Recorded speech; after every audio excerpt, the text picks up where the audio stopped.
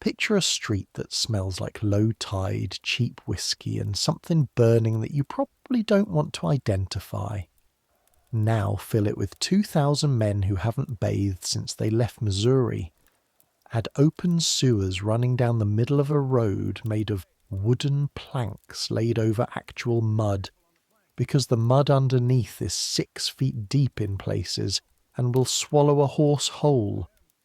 Add fog so thick in the mornings that you can't see the building across the street, and a wind off the bay that cuts through every layer you're wearing like it has a personal grudge. Throw in 43 different languages being spoken simultaneously, a knife fight happening somewhere, and in the distance, a man playing a fiddle badly but with genuine feeling. That's Pacific Street, San Francisco, 1853. The Golden City, the Paris of the Pacific, the place where fortunes were made in a morning and lost by afternoon, and some men made them again by nightfall, a city where you could watch a man pulled from a ship by a crimp's gang and gone to sea against his will by 8 in the morning, and by 9 be eating oysters in a restaurant that would not have embarrassed Paris. A place where the mud was so bad they paved one stretch of street with bags of flour because it was cheaper than lumber, and where a single bad week in the goldfields meant you came back to town with nothing but the clothes on your back and the desperate optimism of someone who has absolutely nothing left to lose. We're going back there tonight. Not as tourists reading about it in a respectable history book. We're living it. One day, one person. Everything she saw, smelled, heard, wore and survived. Now, I make these history stories, and honestly, I don't know if you're listening because you want to sleep or because you have some very specific interest in the social history of women's fashion in mid-19th century San Francisco. Either way, welcome, get comfortable, because this one gets into things that history books tend to gloss over, and the interesting part isn't just what happened, it's what they wore while it happened, and why that mattered a great deal more than you'd think. Here we go. The first thing you feel when you wake up is the lacing. Not pain exactly, more like the memory of pain. Your ribs have been reshaped by months of wearing a corset 16 hours a day, and what you feel now, lying on your back on a narrow cot in a room barely bigger than a closet, is the phantom pressure of something that isn't there. Your body has learned to expect it. The absence feels strange, wrong, like a word you can't quite pronounce. Your name these days is Rose, not your real name. Your real name is Ellen Byrne, and you come from 5 Points, New York, and you're 21 years old, and you've been in San Francisco for 8 months and 11 days. But Rose is what they call you here, and you have mostly stopped correcting people. Ellen Byrne came from New York on a ship that took 4 months around the Horn, seasick for 60 of those days, sleeping in a hammock with 17 other women in steerage, eating salt pork and hardtack and trying very hard not to think about what was waiting at the other end. Ellen Byrne arrived in San Francisco in April of 1852 with $12, a change of clothes, and a letter of introduction to a cousin who had since gone to the goldfields and not come back. Rose arrived at Madame Celeste's on Pacific Street in May of the same year with $10 and the same change of clothes, having spent 2 of these 12 on a room in a lodging house that turned out to be a converted ship, still half beached in the harbour, smelling permanently of bilge water and the previous decade's salt trade. You chose this. That matters, and you tell yourself it matters, because in this city in this year there are women who did not choose it. Women who are brought here on ships with false promises and kept here with locked doors and the kind of debt that grows faster than any honest person can pay it. And you are not one of those women.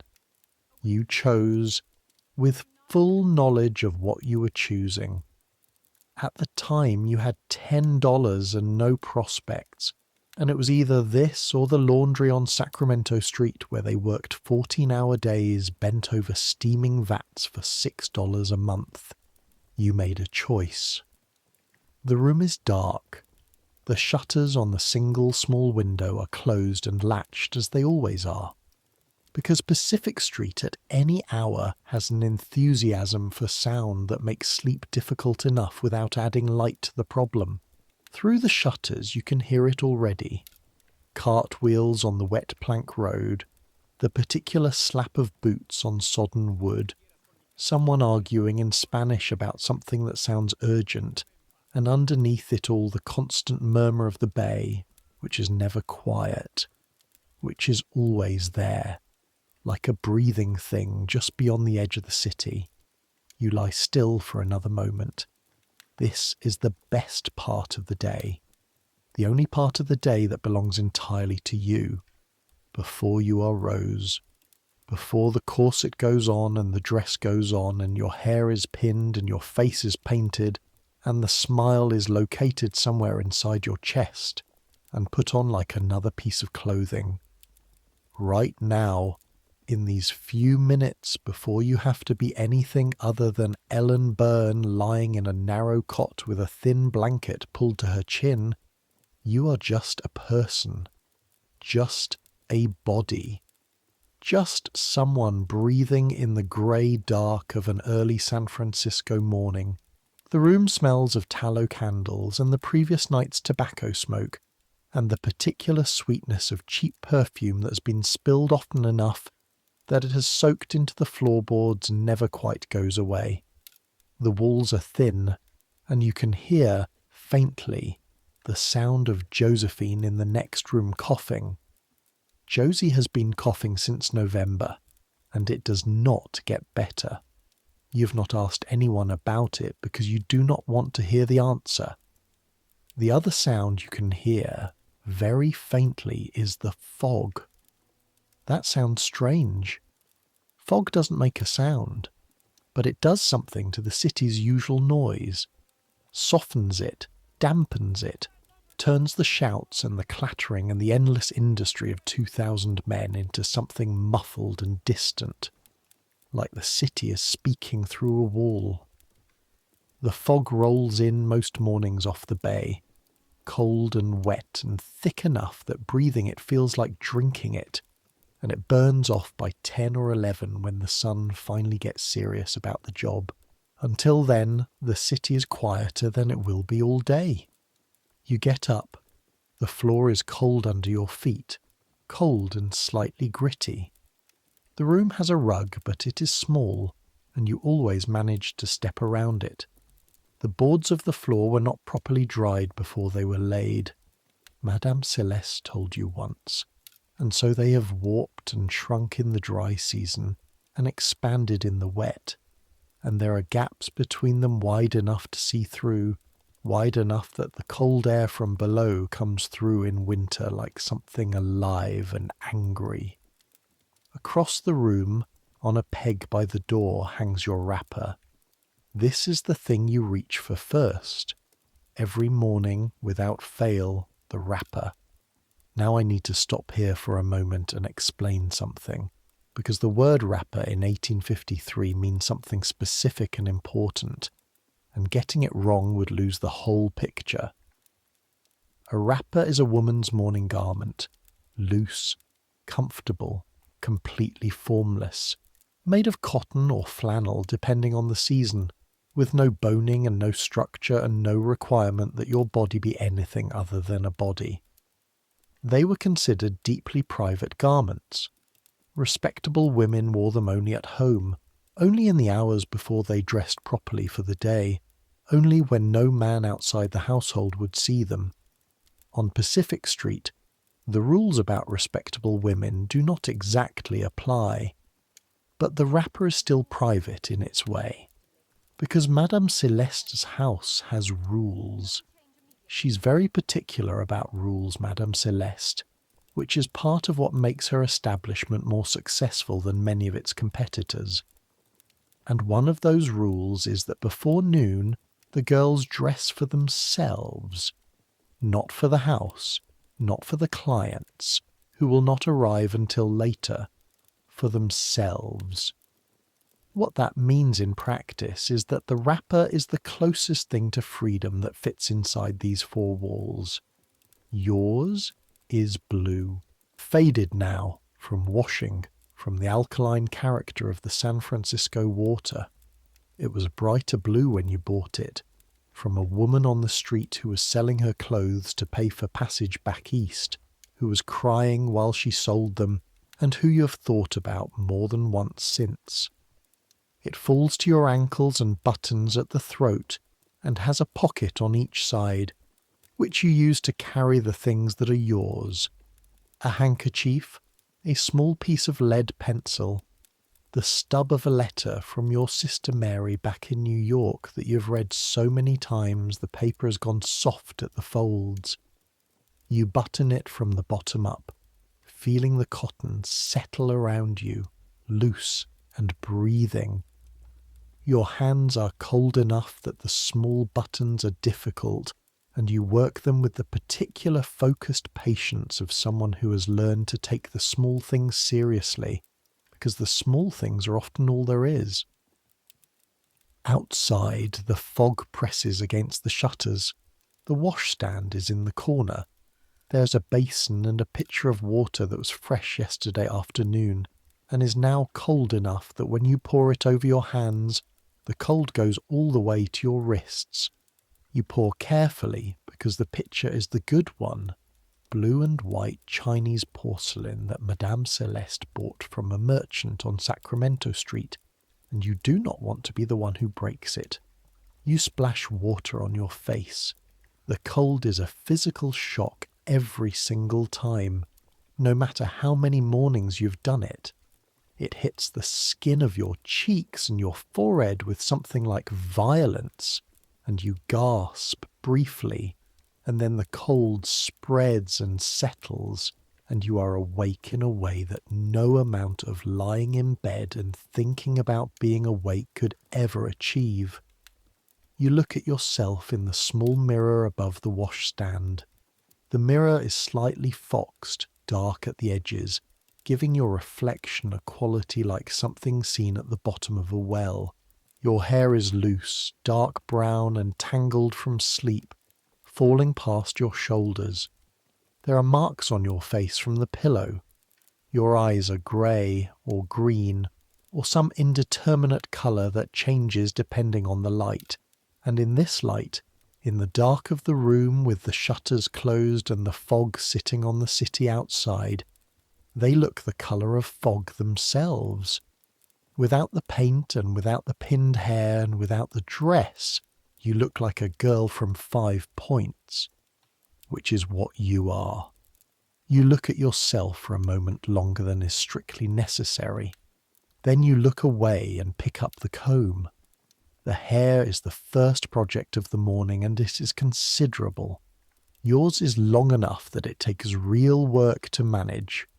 You comb through it section by section, working from the ends upward to avoid tearing, which takes time but saves the hair, and the hair is important. Good hair is part of the commodity. Madame Celeste has told you this in her direct French way that dispenses with delicacy in favour of efficiency. Men in San Francisco in 1853 have not seen a woman in months, in some cases years. They are not discriminating, but they notice. The difference between a girl who looks cared for and a girl who looks tired is a difference that shows up in the evening's account, and the evening's account is what pays for the room and the food, and the wrapper and the letter stub in your pocket. You comb until the hair is smooth enough that you can run the comb from root to end without catching. Then you set it down and go to the door. The hallway outside your room is narrow. 4 rooms on this floor, plus the back stairs and the storage room where the linen is kept. The house has 2 stories plus the room Madame Celeste keeps for herself at the back of the first floor. separated from the parlour by a door that is always closed and that none of the girls have ever been invited through. The walls of the hallway are papered in something that might have been cream-coloured once, and is now an indeterminate yellowed brown that the tallow candle smoke has turned into a non-colour. The floor of the hallway creaks. A particular sequence of creaks that you know by now the way you know the shape of your own room in the dark. Third board from the right, then the one beside the door to Josie's room, then the long complaint from the board at the top of the stairs. You can navigate it silently when you need to. You have needed to. Josephine is already in the small room at the end of the hall that serves as the kitchen and everything else. She's sitting at the table with her hands wrapped around a mug of something hot, and she looks up when you come in. Josie is 23 and from New Orleans and has been at Madame Celeste's for 2 years. She has a small heart-shaped face and a mouth that curls at one corner even when she's not smiling, which gives her a permanent air of private amusement. Except this morning her eyes are sunken and the skin under them has gone the colour of old plaster, and the cough is worse than yesterday. You can hear it in her breathing even when she's not coughing, a wet sound. Too much moisture in the wrong places. You sit across from her. Pour yourself coffee from the pot on the small iron stove. The coffee is weak and slightly burnt and is the best thing you have tasted all morning. How are you? Fine, says Josie. Same. She's not fine. She's not the same. You both know this, and you do not push it because there is nothing useful to say, and Josie does not want pity, and you do not have anything else to offer. Outside, the fog is thinning. You can hear the city getting louder, incrementally, the way a fire gets louder as you feed it. Madame Celeste appears at 7. She is a small woman, Celeste. 50-something, perhaps. She will not say exactly, and no one asks twice. French by birth, Parisian by inclination, Californian by circumstance. She has been in San Francisco since 1849 and came around the Horn on a ship carrying 6 women and 240 men, which is a ratio she mentions occasionally when she wants to make a point about supply and demand. She comes into the kitchen in her own wrapper, black silk, which is not exactly practical for a morning garment, but is very much Madame Celeste, and surveys the room the way a general surveys a map. Ellen, she says. She calls you Ellen. Only Celeste calls you that, and you've never asked her to stop because there is something about being called your actual name by someone who knew it first that feels important in a way you cannot entirely explain. Madame. Josephine. A pause. You look terrible. Thank you, says Josie and drinks her coffee. Celeste pours herself a cup, examines the contents critically and sets it down. She has opinions about coffee that no one in this city can satisfy. Today, she says, we expect a delivery from Monsieur Lambert. The blue silk, the green taffeta, and something he called cream. If the cream is what I think it is, I will be pleased. If it is what it usually is, I will not. She looks at you. The green is for you. Before you say anything, it is the right colour for you and I know what I'm doing. You will try it on before he leaves, and if it needs adjustment, he will adjust it while he is here, which is more efficient than sending it back. You open your mouth. Also, she continues, not pausing, Senora Vargas from the Chilean house is coming at 11 to speak about the Brennan matter. You will not be in the parlour when she arrives, and you will not involve yourself in the Brennan matter. It is not your concern, and I have explained this already. The Brennan matter is a dispute about a client that has been going on for 6 weeks and involves 3 different establishments and a man from Ohio who apparently made promises to multiple women in the same week, which is either remarkable optimism or remarkable stupidity. and the jury is still out on which you drink your coffee. The morning unfolds in its accustomed way. Breakfast is bread and a little bacon and whatever fruit is available, which this morning is dried apples that have been reconstituted with water and are sitting on the table in a bowl looking soft and philosophical. San Francisco in 1853 is not a city with easy access to fresh produce. Things come up from the farms in the Santa Clara Valley and down from the farms slowly being established in the Great Valley to the east. But it is inconsistent, it is expensive, and in the wet season the roads between here and there become impassable in the same exhausted way as the streets of the city itself. You eat. Josie eats a little and coughs and eats a little more. Clara comes down at 7:30. Clara is the newest girl, here for 3 months from somewhere in Ohio.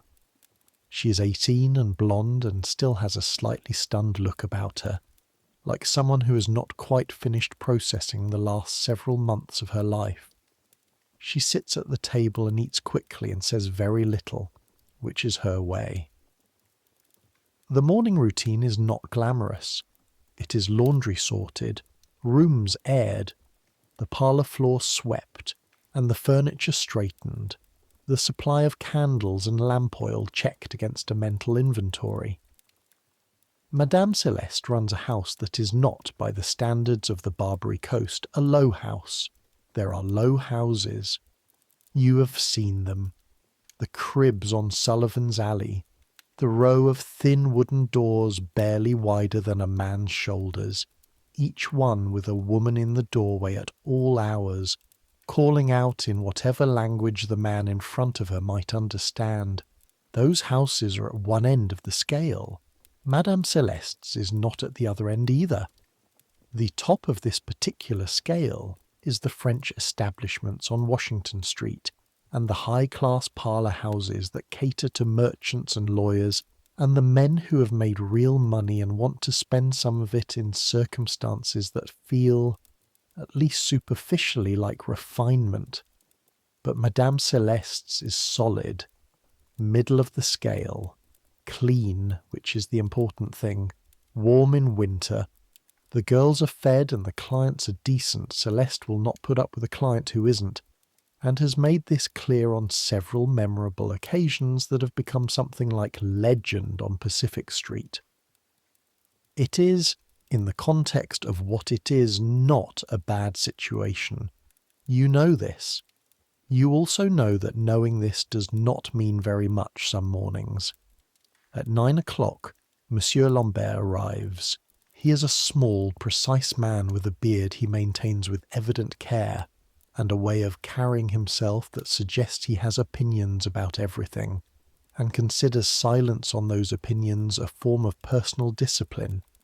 He is a dressmaker, one of perhaps a dozen in San Francisco who actually knows what they are doing, who has the materials and the skill to do it, and who has understood, with the pragmatic clarity that immigrant entrepreneurs often bring to their adopted cities, that the women on Pacific Street are among the best customers available.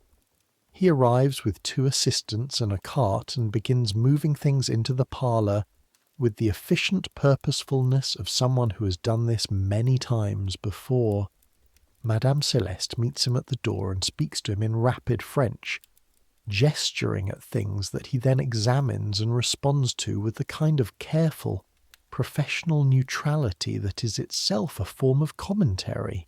You watch this from the doorway of the kitchen, because it is interesting and because Celeste's French is better than yours. You have learned some out of necessity, and because you want to see the green dress. The green dress is unwrapped from its paper with a care that the paper itself barely deserves. And it is, you have to admit, a very good green. It is silk, which is the important thing.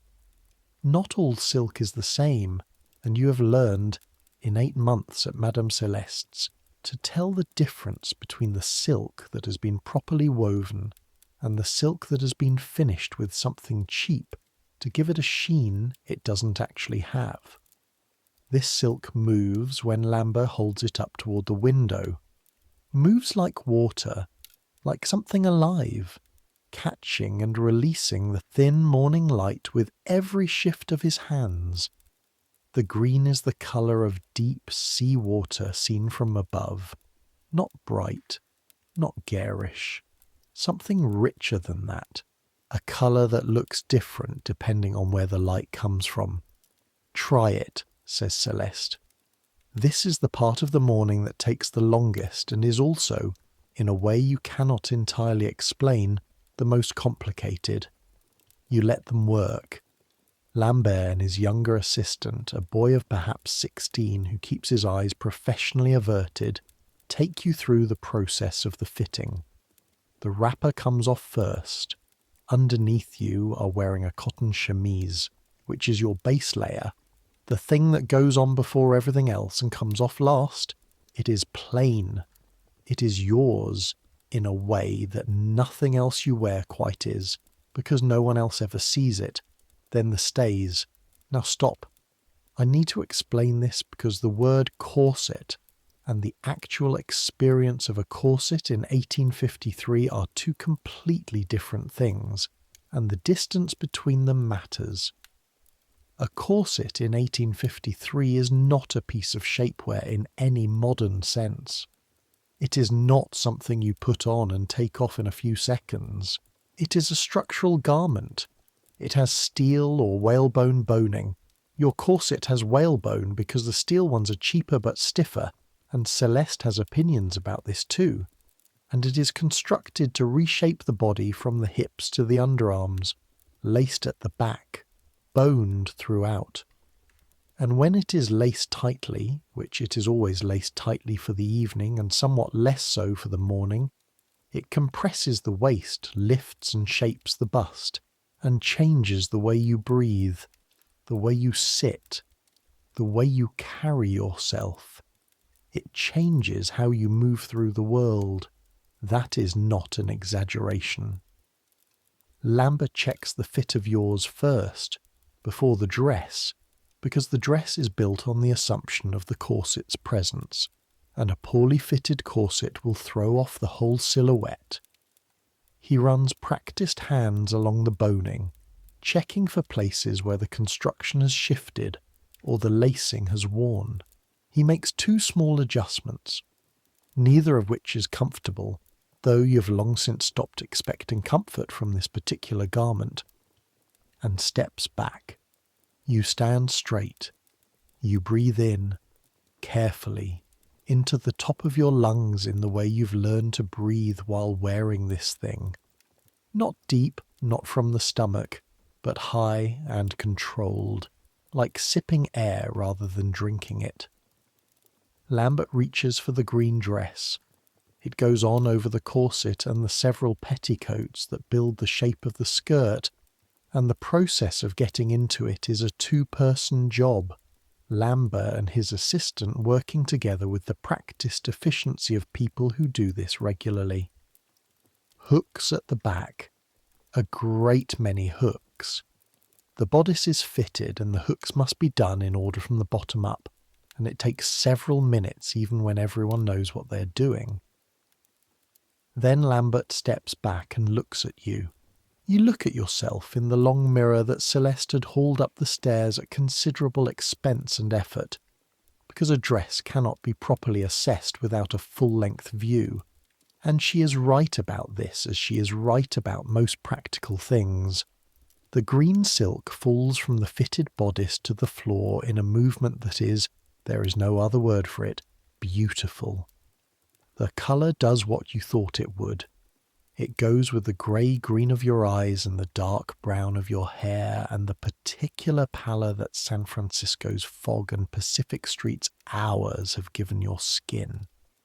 The neckline is lower than anything you would have worn in New York, low enough to be clearly communicative about purpose, high enough to maintain the fiction of respectability that establishments like Madame Celeste's carefully curate, and the sleeves end at the elbow, which is the current fashion for evening wear and also practical for a warm room. You look, in this dress, like a woman who belongs somewhere better than she is. That is not an accident. Lambert is looking at you with the professional satisfaction of a craftsman assessing completed work. He moves around you once, pulling at the hem here, checking the fall of the skirt there, making small sounds that are neither approval nor disapproval, but something in between. The left sleeve, he says, 2 centimetres, possibly 3. You've got a longer arm than I measured for, his assistant marks it with a pin. Otherwise, says Celeste. Lambert tilts his head. The colour is correct, he says, which from him is high praise. Celeste looks at you. Turn, she says. You turn, slowly. The skirt moves with you, shifting and settling with the weight and slide of silk in a way that cotton, no matter how clean, never quite manages. There is something about good silk that has a logic to it, a physics that cheaper fabric simply doesn't have. It responds to movement like it is collaborating with you, like it has an opinion about how it wants to fall. The fitting continues. The blue silk turns out to be very nearly what Celeste hoped it would be, a deep indigo that is for Josie, who has the kind of colouring that can absorb a strong colour, and the cream turns out to be, as Celeste had privately feared, not exactly cream, but rather an off-white that looks, in her words, like something apologising for existing. Lambert agrees. They discuss this in French for several minutes. The cream is sent back. By the time Lambert leaves, it is past 10 and the fog is gone. You stand at the window of the parlour. The shutters open now, the thin Northern California winter light coming through clean and cold, and you look at Pacific Street. And when I say Pacific Street, I need you to understand what Pacific Street was in 1853. This is not a street in any sense you would recognize from a city like New York or Boston or Philadelphia, where streets have been laid over ground that at least originally had the dignity of being solid. Pacific Street in 1853 is a wooden road over a swamp that was never supposed to be a city at all.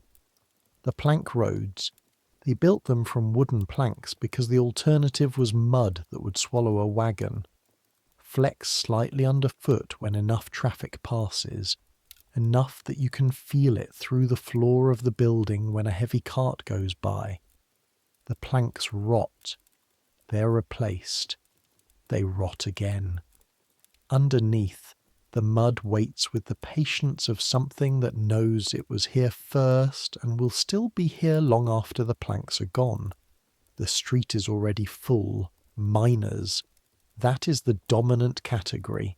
Men who have come down from the Sierra Nevada foothills with varying quantities of gold dust in their pockets, and the specific energy of people who've been living in conditions of genuine hardship for months, and have now arrived in a city and would like to be reminded that civilization exists. Some of them have done well. You can tell. The ones with money move differently, take up more space. Look at things like they're considering purchasing them, rather than just passing them. The ones who have not done well are identifiable by the way they move, which is the movement of people who are calculating as they walk, adding and subtracting, looking for the angle that changes the numbers in their favour. Then there are the sailors. San Francisco Bay in 1853 is full of ships, hundreds of them, anchored in the harbour, some of them abandoned by their crews who jumped ship to go prospecting and were never replaced, some of them converted into warehouses or hotels or restaurants, riding at anchor with a kind of philosophical acceptance of their changed circumstances. The ships that still have crews send those crews ashore for supplies and for leisure, and the leisure options on Pacific Street are numerous and varied, and start with alcohol and get more complicated from there. Then there are the Chilean men and the Mexican men and the Chinese men who are everywhere in San Francisco now, in the laundries, in the restaurants, in the gambling houses of their own quarter. They walk in their own clusters, and the city treats them with a specific indifference reserved for people it cannot decide whether to ignore or remove. They are efficient and numerous and largely invisible to the categories of men who consider themselves the real population of the city. And then, scattered through the street in smaller numbers, are women. The women of Pacific Street in 1853 are not a monolithic category, and the differences between them matter more than they might seem to from the outside.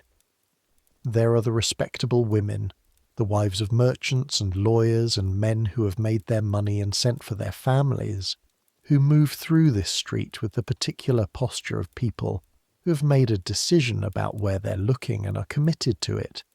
They wear the full fashion of the day, wide skirts over many petticoats, fitted bodices, bonnets that function as a kind of tunnel vision device, directing the eyes forward and slightly downward, away from things that might otherwise require acknowledgement. They wear their respectability like armour. Then there are the women who work this street and streets like it, and they do not move the same way, do not dress the same way, and do not pretend to be what they are not. You are in this category, standing at the window in the green silk that Lambert is finishing for you, and you know what you are, and you are most mornings at peace with knowing it. What you are specifically is a particular kind of visible. This is the thing about clothing on Pacific Street that is different from clothing almost anywhere else in America in 1853. And it is the thing that Madame Celeste understood when she set up this establishment, and it is the thing that took you the longest to understand yourself. Clothing in the 1850s is a language. This is true everywhere, not just here. In New York, in Boston, in the cities of Europe, what you wear communicates your class, your status, your family's money, your respectability, your availability. A woman in a silk evening gown is saying something. A woman in a cotton day dress is saying something else. A woman in a wrapper at the wrong hour is saying she either doesn't care or doesn't know, and neither is socially comfortable. But in San Francisco, in 1853, the language of clothing has been entirely rewritten. Most cities have a dress code that functions through exclusion. The right clothes mark you as belonging to the right category, and the wrong clothes mark you out. But San Francisco is a city where most of the people arrived with almost nothing, where the gold rush has scrambled class categories that took centuries to form elsewhere, where a man who was a clerk in Boston 6 months ago is now worth $50,000, and a man who was a Harvard-educated lawyer is now washing dishes because the lawyer market is badly oversupplied. Old rules don't apply here. The new ones are still being written. What that means, practically, for the women on Pacific Street is that the dress codes that would constrain them elsewhere have lost some of their power. And into that space a new vocabulary has grown, one that is entirely legible to everyone in this city, based on the specific logic of this city, and that has almost nothing to do with the respectability codes of the cities most of these people came from. Madame Celeste understands this better than anyone. The dress, she has explained to you, is not decoration. The dress is information. A woman in a wrapper walking down Pacific Street is saying, "I am off duty. Do not speak to me. I am going to the market and I will be back shortly." A woman in a plain cotton day dress is saying, "I am working, but I am working in a modest house, and the pricing is modest to match." A woman in silk, fitted, coloured in anything other than the sombre blacks and navies and browns of respectability, with her hair dressed and her face lightly painted, and her posture the particular upright carriage that a proper corset enforces. That woman is saying something specific, saying it clearly, saying it to the miners and the sailors and the merchants, all of whom read this particular language fluently, in the same way all of them can read a gold mining claim. She is saying, I am here. I am worth something. Come and see. Now here is the part that sounds simple but is not.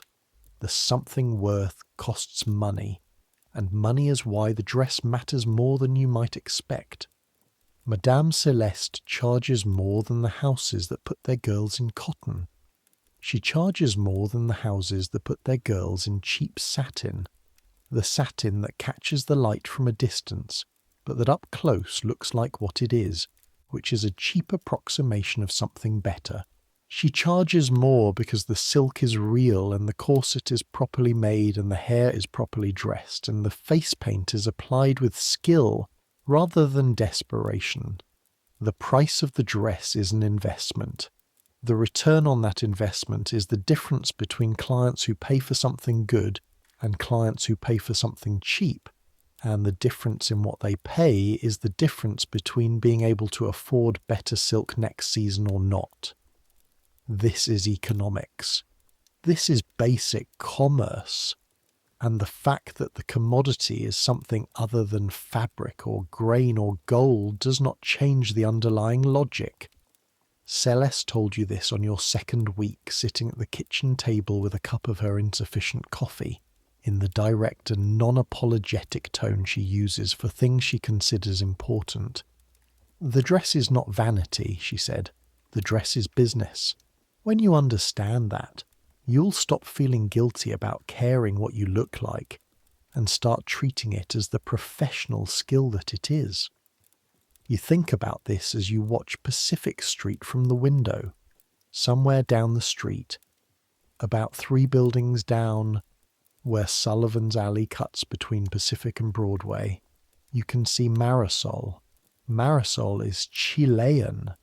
She's been on Pacific Street longer than you, longer than most, possibly long enough that she remembers when this was mostly sand dunes, and the idea of a city here was still theoretical. She stands in the doorway of a building that was a warehouse once, and has been divided into individual cribs, single rooms, maybe 10 feet by 8, each with a door and a window and exactly enough space for a cot and a small table, and whatever personal items the occupant has managed to accumulate. Marisol is wearing a shift. This is not a wrapper. A wrapper implies withdrawal from the public world. A shift is working dress.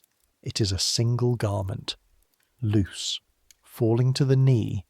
Cotton usually. Occasionally linen if the woman has done well recently. No corset.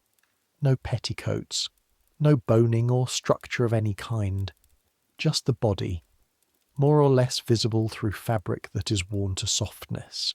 The shift is the bottom of the scale. Marisol is not at the bottom of the scale by nature or preference. She was not always in a crib. You know this because Josie told you, in the particular way Josie has of knowing the history of everyone on the street, which is part social intelligence and part the function of having been here long enough to watch things change. Marisol ran her own small house once, 2 rooms and 2 girls, making enough to stay above the crib level. Then there was a problem, a fire, a landlord dispute, a man who took more than he should have, and the house was gone, and she was back in the crib and the shift. The shift is not permanent. Women move up and down the scale, sometimes rapidly. You know women who started in cribs and work their way to better houses. You know women who started in better houses and ended in cribs. The direction of travel is mostly determined by money, which is determined by dress and health and age and luck, and all of those things affect each other in complicated ways that nobody on this street has fully worked out, though everyone has theories. Marisol's not old, 30 perhaps, 35, But the weather here, the fog, the cold, the damp that gets into everything, is not kind to skin that spends a lot of time standing in doorways. You look at Marisol for a moment. She looks up, feels the attention, and her eyes find yours across the street. She does not look away. Neither do you. There is a recognition in that look that has nothing to do with friendship or sympathy. It is just acknowledgement. Two people on the same street looking at each other across the distance of the scale, each knowing exactly where the other is and why. You close the shutter. Celeste is in the parlour now, directing the rearrangement of furniture with the intensity she brings to all practical matters. The settee needs to go here, not there, because the light from the window is better here in the afternoon, and the afternoon light is when things begin, when the first clients of the day arrive. The parlour is a carefully constructed room. This is worth understanding because the parlour is where the work actually happens, and by work I mean the earlier work, the social work, the part that is about performance and presentation rather than what comes after. In a well-run house like Madame Celeste's, the parlour is where clients arrive, are offered drinks, are introduced or reintroduced to the girls, have conversations, listen to music if Hortense is in the mood to play, and make their decisions. The decisions are about which girl, how long, what price. All of this happens in the parlour before anything else happens anywhere else. The parlour, therefore, has to be a room that says something specific, has to say, you're somewhere that has standards, you're somewhere that takes itself seriously, you're somewhere better than the alternative, and the alternative is down the street where the planks are rotting faster and the women in the doorways are wearing less.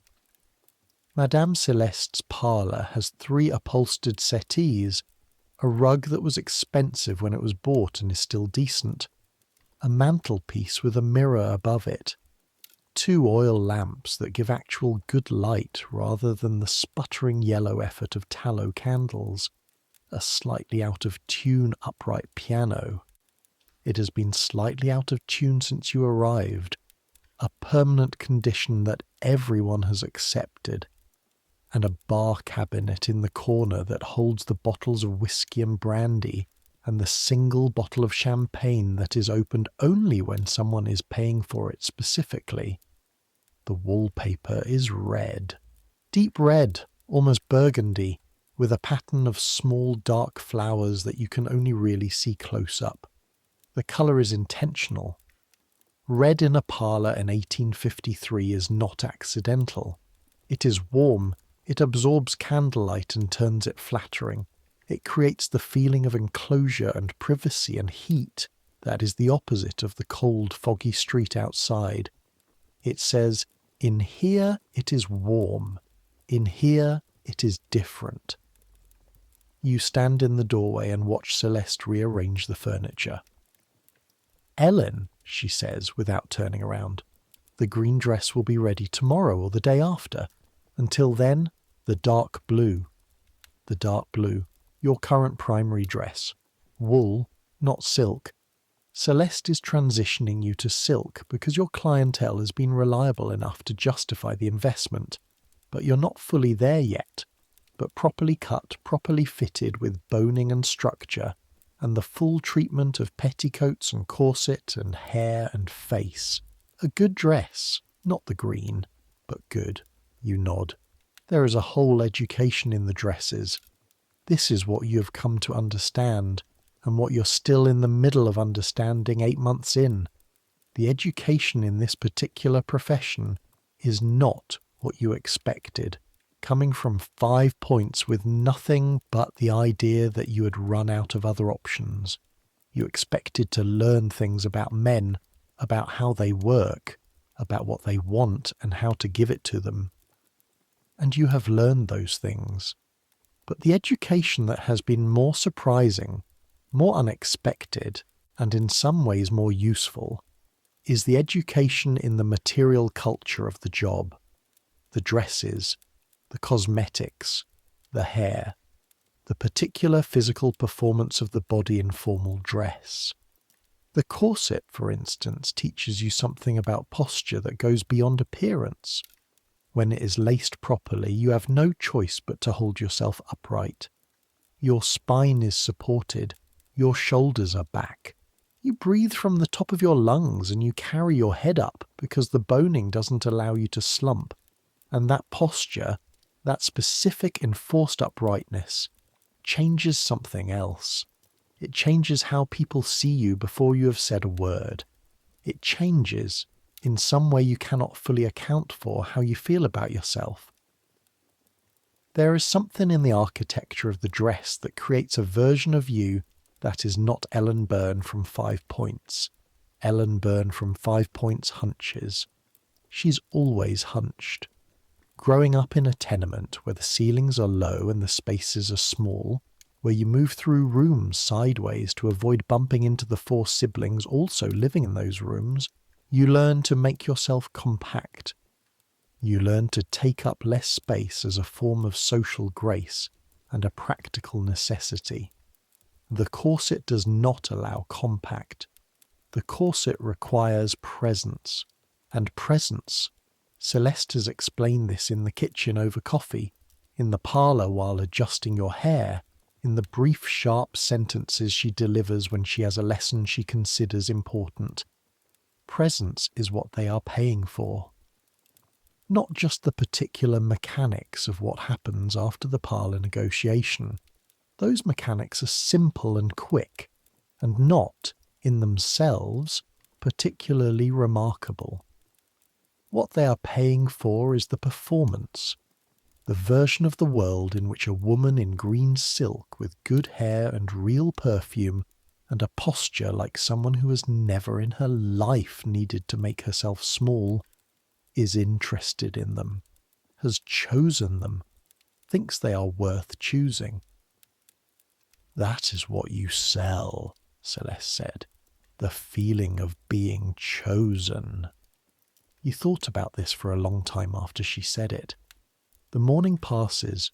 Josie sleeps after breakfast, which she has been doing more often. You tell yourself it is because she was working late and it is normal to sleep. You tell yourself that and you do not examine it. Clara is learning the piano under protest, under Celeste's instruction, because a girl who can play is more useful in the parlour than a girl who cannot. And the piano being there, and no one playing it, is, in Celeste's estimation, a waste of a resource. Clara's playing is currently at the stage where each note is individually audible, and the connection between them is aspirational rather than actual, and you can hear it from the back of the house while you do the mending. A heap of garments that accumulates faster than you'd think, in the particular way that things in regular physical contact with the world accumulate damage. You're good at mending. You learned this in 5 Points where new clothes were not available and the ones you'd needed to last. You sit at the kitchen table with the mending basket and work through it with the focused quiet of someone who finds this kind of work restful, which you do. The repetitive small movements of needle and thread, the straightforward problem of a seam that needs reinforcing or a hem that has dropped, the satisfaction of having done it correctly and moving to the next. Your hands are not, you're aware, the hands of someone who works only in silk. They are good hands, but they show work. The skin at the fingertips is thicker than it should be, the kind of thickening that comes from years of handling rough fabric and rough surfaces and rough weather. The skin at the knuckles tends to crack in the dry season, which San Francisco's winters delay but don't prevent. You use a little glycerin on them, which helps, which Celeste keeps in the medicine cabinet alongside the other things that keep the house running. But they are not, even at their best, the hands of someone who has never worked. This bothers you sometimes, less than it used to. At 9:30, Celeste sits down across from you. This is unusual. She generally does not sit. She pours herself coffee, holds the cup without drinking it, and looks at the wall for a moment in the way she does when she's about to say something she's been thinking about for a while. Haggerty's coming tonight. You know this already. She told you. He came twice last week to the house on Washington Street, she continues. Pascal threw him out after the second time. You look up from the mending. Pascal runs one of the French houses, the higher-end establishments. She and Celeste are not friends exactly. There is too much competition between the houses for friendship to be entirely comfortable. But they communicate the way that people in the same trade, in the same small geography communicate, because information that flows between them is useful to all of them. What did he do? Celeste sets down the coffee cup. He marked one of her girls, not badly, not needing a doctor, but clearly and deliberately in a way that left no doubt about intent. The mending sits in your lap. And Pascal threw him out, and banned him permanently, and sent word to the other houses on Washington Street. She pauses. He came to me 2 days ago wanting to know if I had room for a regular client. And you said? Celeste looks at you with the expression she uses when she's testing whether you have understood something. I said I would consider it, because Haggerty has money, and money is not irrelevant, and I wanted to know more before I made a decision I would have to live with. And now you know more. And now I know more. She picks up the coffee again. He is not coming tonight as a regular client. He is coming tonight as someone who believes I will take him in, because he has heard that I will take anyone Pascal won't. He has heard wrong. You look at her. He is coming tonight, Celeste continues, and I need someone in the parlour who can manage a difficult conversation without either antagonizing him into violence or accommodating him into staying. Clara cannot do this. Hortense cannot do this. Josie, a pause. Josie is not well enough. She looks at you. You can do this, she says. It is not a question. This is what she has just told you, and it is not nothing, and you know it. Yes, you say. She nods and takes her coffee and leaves. The mending is still in your lap. You sit with it for a moment without picking it up, thinking about Haggerty and the mark he left on one of Pascal's girls, and what kind of man does that deliberately and why, and the answer to the why is always the same answer, and it is the answer that you stopped being surprised by sometime around your 4th month on Pacific Street. Some men come here because they want to feel powerful in a place where the ordinary markers of power, money, class, connections, the weight of family behind you, don't fully apply. San Francisco strips those things away from everyone. The man who was a clerk in Boston has just as much chance as the man who went to Harvard, and the man who went to Harvard finds that intolerable, because the whole structure of his life has been built on the assumption that Harvard means something, that the right connections mean something, that the right clothes and the right accent and the right family mean something. And here they largely don't. So he looks for somewhere that the power differential is reliable, somewhere the hierarchy is clear and enforced by something other than the accident of birth or education, and a crib on Sullivan's Alley, or even a house like Madame Celeste's, offers that, or appears to. The appearance is the mistake. You put down the mending and go upstairs. In your room you stand at the window and look at the street below. A cart is stuck in a rut near the intersection. The plank road has a soft spot there. It always has a soft spot there after rain. And the horse is doing the thing that horses do in this situation, which is to communicate through posture that it considers the current predicament to be a human problem rather than a horse problem. 2 men are arguing about whose fault this is. A 3rd man has stopped to watch in the way that bystanders in San Francisco in 1853 always stop to watch anything that could conceivably become more interesting. The street is never quiet. The street is never uncomplicated. The street is the street, and you are looking at it from a window above it, which is a better position than most. You think about what Celeste just said to you. You can do this.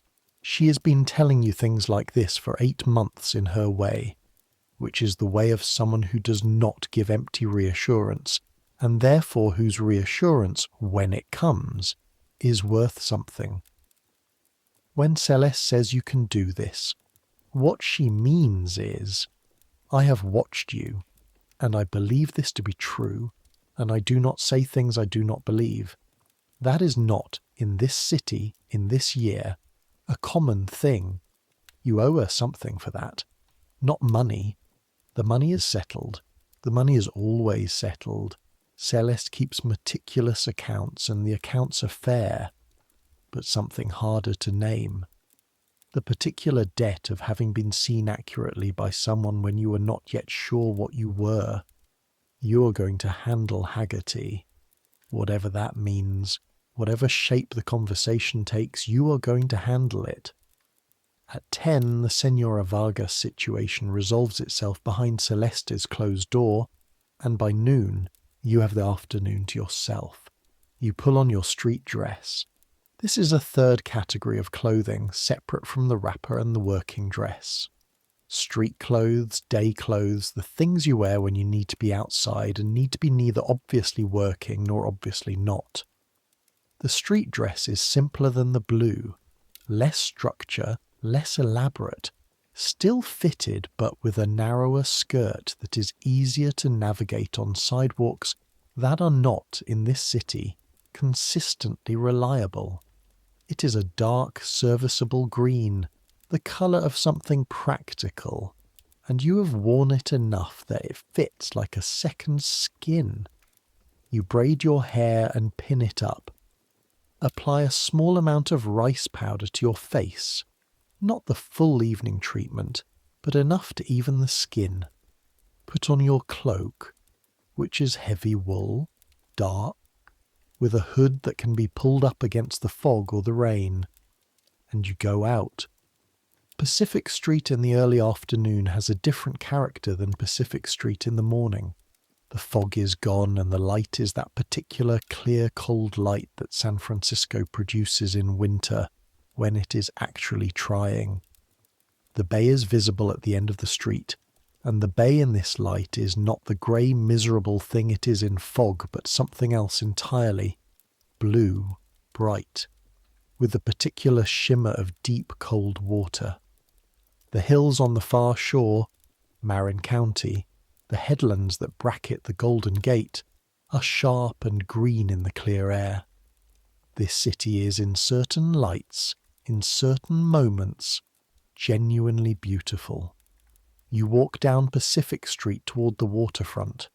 This is the direction of everything in San Francisco in 1853.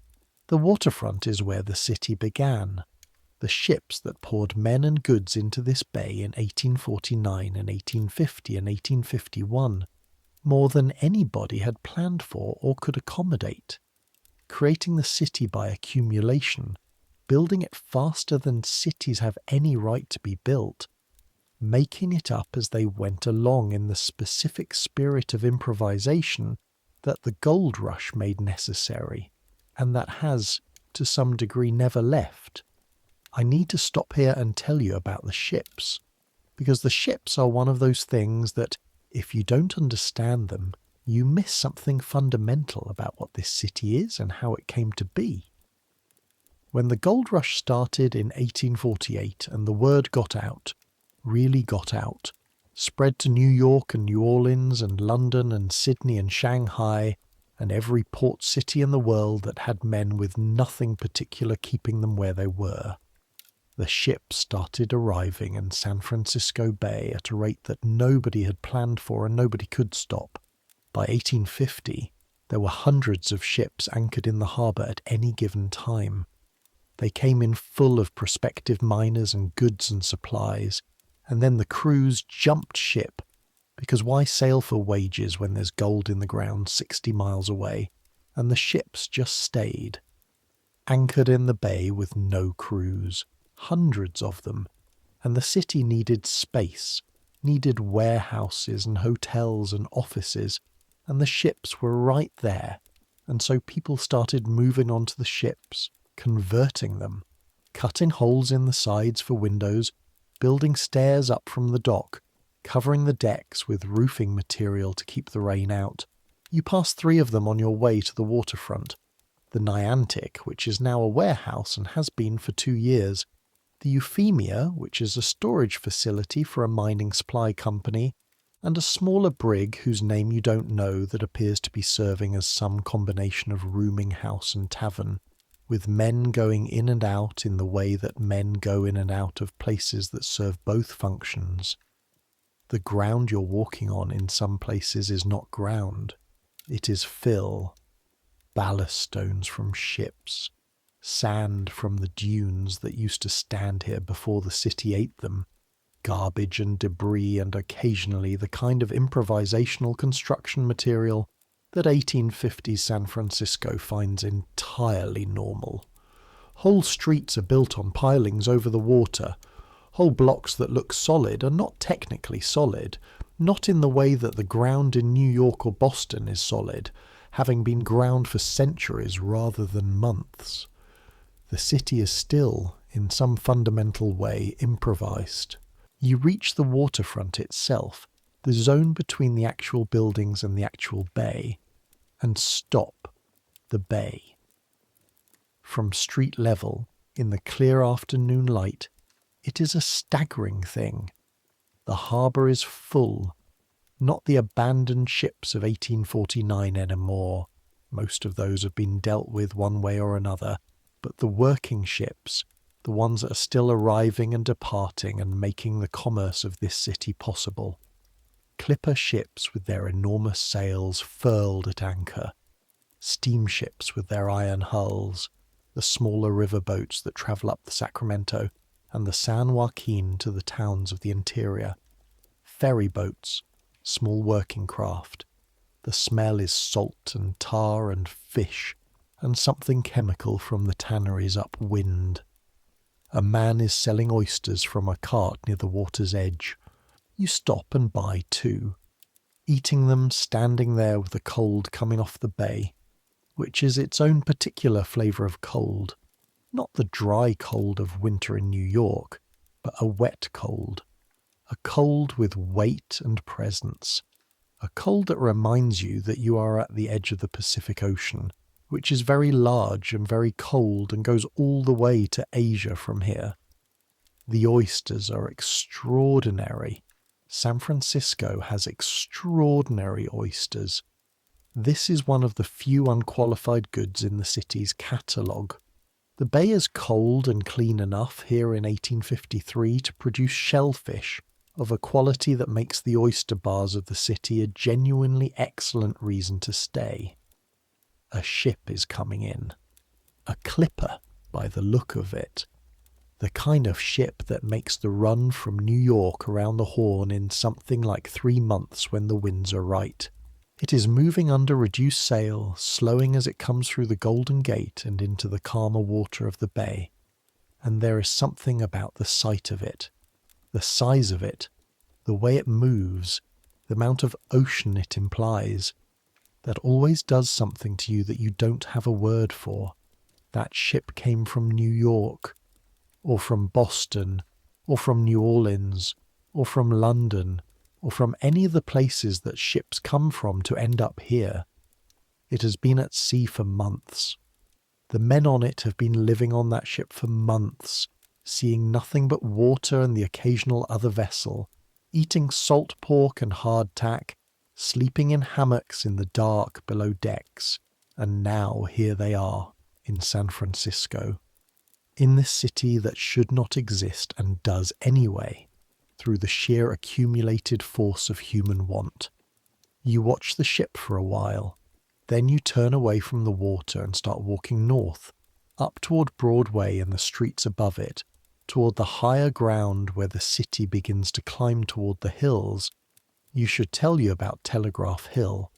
Telegraph Hill is the promontory that rises on the north end of the settled city, overlooking the bay, named for the semaphore station at its top that was used, for a few years in the early 1850s, to signal to the city what kind of ship was incoming before it reached the dock, giving the merchants on the waterfront enough time to get their affairs in order before the cargo arrived. The hill itself is a steep, scrubby, rocky prominence, not particularly hospitable, covered in the kinds of plants that thrive in salt air and fog and don't require much encouragement. But it has the view. From the top of Telegraph Hill, on a clear day, you can see the entire bay. The Golden Gate, the entry from the Pacific, its headlands brown and treeless. Alcatraz Island, which is currently a military fortification. The far shore of Marin. The broad sweep of the bay itself, blue and silver and full of ships. And behind you, turning away from the water, the city. All of it. The whole improbable accumulation of wooden buildings and plank streets, and 15,000 people wedged onto a peninsula between the bay and the Pacific, spread out like a map, like a diagram of something that is still deciding what it is. You climb it today because you need to see it, not for any practical reason, not because there is an errand up here or a person to see, simply because the climb and the view and the cold wind off the bay that hits you at the top are currently the closest thing available to the feeling of being outside the city while still being in it. The hill is steep enough that you're breathing hard by the time you reach the summit, the air cold enough that each breath feels like drinking ice water. Your skirt requires management on the steeper sections, both hands gathering the fabric to keep it from catching on the scrubby vegetation that grows in the cracks of the rocky path. You sit on a flat rock near the top and look at the bay. The clipper you watched coming in is at anchor now, small with distance. A dozen other ships are arranged around the harbour in the patient way of ships waiting to unload.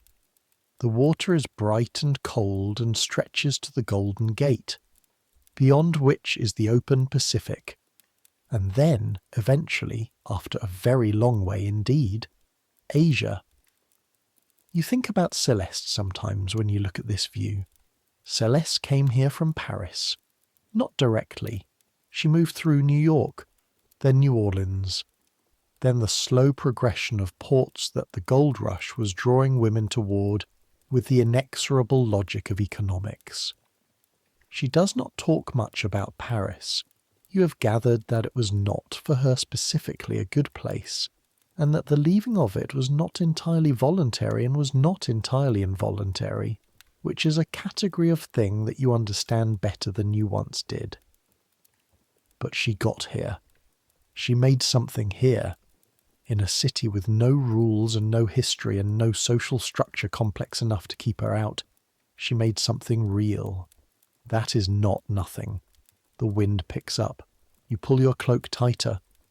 Below you, the city makes its continuous noise, the hammering of construction that never stops. There are always buildings going up, always something being built. This city will be being built for years. And the sound of the streets, the carts and the voices, and the occasional report of something that might be a gun, and might be a cartwheel hitting a loose plank at speed, the two being indistinguishable at this distance. San Francisco is not a quiet city. It is not, in some fundamental way, a gentle city. It is a city built by people who came here with nothing but want, and the want is still visible in every transaction on every street, in the eyes of every man who came here to get rich, and has found that getting rich is harder than the story suggested, and in the eyes of every woman who came here under whatever circumstances and is trying, with the tools available, to make something that holds together, You've been here for 8 months. You feel for the first time sitting up on this hill in the thin winter sun, something that might be the beginning of belonging. Not happiness, not ease, not the comfortable familiarity of a place you grew up in, but the specific knowledge of a place's particular rhythms, where the fog settles, how the wind shifts in the afternoon, which streets are actually impassable after rain, and which merely look it, what the city sounds like at 3 a.m. versus 7, when the church bells ring, and which churches and what the bells mean. You're learning this city. The walk back takes 15 minutes. You come down from the hill through the streets of what is beginning to be called the Latin Quarter, the blocks north of Broadway where Chileans and Mexicans and various other Spanish-speaking arrivals have concentrated. Their small restaurants and boarding houses and the particular smell of cooking, chili and mesa and something with cumin, that is different from the predominantly American and Irish smells of the Barbary coast proper. You pass a woman on the corner selling tamales from a basket. She's maybe 40, broad-faced, with the kind of efficiency of movement that comes from doing the same physical task repeatedly over a long time. The tamales smell incredible. You do not stop because you're thinking about the time and because you had oysters. You will think about those tamales later, back at the house by 10 to 3. Celeste is in the parlour. "Good," she says when she sees you. "Go up, we begin. The transformation. This is what the next hour is. A transformation, applied to the body in a particular sequence that you've learned well enough now to perform largely yourself, with assistance from Celeste for the things that require a second pair of hands, primarily the lacing of the corset and the complex architecture of the hair. The underpinnings first, which are the foundation on which the dress rests, and which determine how the dress will sit and move and look. The chemise goes on first. Clean. Yours has been washed in the laundry and returned this morning, smelling of the alkaline San Francisco water and dried stiff and then ironed back to softness with the flat iron. You pull it over your head and feel it settle, the clean cotton against your skin, then the stays. Now stop. I need to explain this again, because the word corset and the actual experience of a corset in 1853 are two completely different things, and the distance between them matters more the longer you think about it. A corset in 1853 is a structural garment. It has whalebone boning. Yours has whalebone because the steel ones are cheaper but stiffer, and Celeste has opinions about this. And it is constructed to reshape the body from the hips to the underarms, laced at the back, boned throughout. And when it is laced tightly, which it is always laced tightly for the evening, it compresses the waist, lifts and shapes the bust, and changes the way you breathe, the way you sit, the way you carry yourself. It changes how you move through the world. Lambert checked the fit this morning, but Celeste checks it again now, running practiced hands along the boning, checking for places where the construction has shifted. She makes one small adjustment to the lacing, uncomfortable but not painful, there is a distinction, and steps back. You stand straight. You breathe in, carefully, into the top of your lungs in the way you've learned to breathe while wearing this thing. Not deep, not from the stomach, but high and controlled, like sipping air rather than drinking it. Petticoats, 3 of them, today. A plain white cotton under petticoat, then a slightly stiffer petticoat with more body, then the decorative one that can be seen if the skirt is lifted slightly in dancing or in climbing stairs, which is white with a narrow strip of ribbon trim at the hem. Each one ties at the waist. The layers build on each other, creating the fullness that the skirt requires. Stockings, white today. Cotton, the ones with the small clock pattern on the ankle, saved for evenings when there is reason to expect they will be visible. The dark blue dress comes off its peg. You step into it. The skirt is wide enough to step into from the front, which is the whole point of the breadth of the petticoats, and Celeste moves behind you to do the hooks. 12 hooks, 12 seconds, with the speed of long practice, starting at the base of the spine and working upward to the back of the neck. The dress settles. You stand up straight. And here is the thing about the body in this dress, in the stays, in the petticoats, in this construction. It is not your body anymore. Or it is your body, but it is your body doing something specific with itself, presenting itself in a particular way, saying particular things. The body and the stays and the dress is a professional tool. It is as much a professional tool as the hammer is to the carpenter, or the scales are to the merchant. It performs a function. It does so with the specific properties that make it good at that function. You sit at the small dressing table, the face paint. You should know that cosmetics in 1853 are a complicated and somewhat dangerous subject, and I mean dangerous in the literal chemical sense rather than the social one. Lead white, ceruse, made from lead carbonate, has been used as a skin-lightening cosmetic for centuries. It is still used. It is also slowly poisonous. The women who use it regularly, who've been using it for years, sometimes show the effects. The skin becoming dry and grey, the complexion deteriorating over time. You use rice powder, which is the safer alternative, and which Celeste insists on for everyone in her house, partly for health reasons and partly because a woman who's noticeably deteriorated skin by 30 is less commercially useful than a woman who is not. The rice powder is fine-grained, white, slightly cool between your fingertips. You apply it with a soft puff of rabbit's fur, tapping rather than rubbing, building coverage in thin layers. It smooths the colour, reduces the visibility of the spots of redness that the cold and the wind put on your cheeks, creates the even pale complexion that is considered desirable in this decade. Then colour. The cheeks need a little. Red from cochineal, crushed insect, which is not something you dwell on, mixed with a binding agent, applied with a damp fingertip in small circular motions high on the cheekbone. Not theatrical, subtle, enough to suggest health and warmth without looking applied. The eyes, kohl at the inner corner smudged slightly, a small amount of something from a tiny tin that Celeste gets from a French merchant on Sacramento Street. You have no idea what it is, but it makes your lashes look darker, applied to the lashes with a narrow brush. Finally, the lips.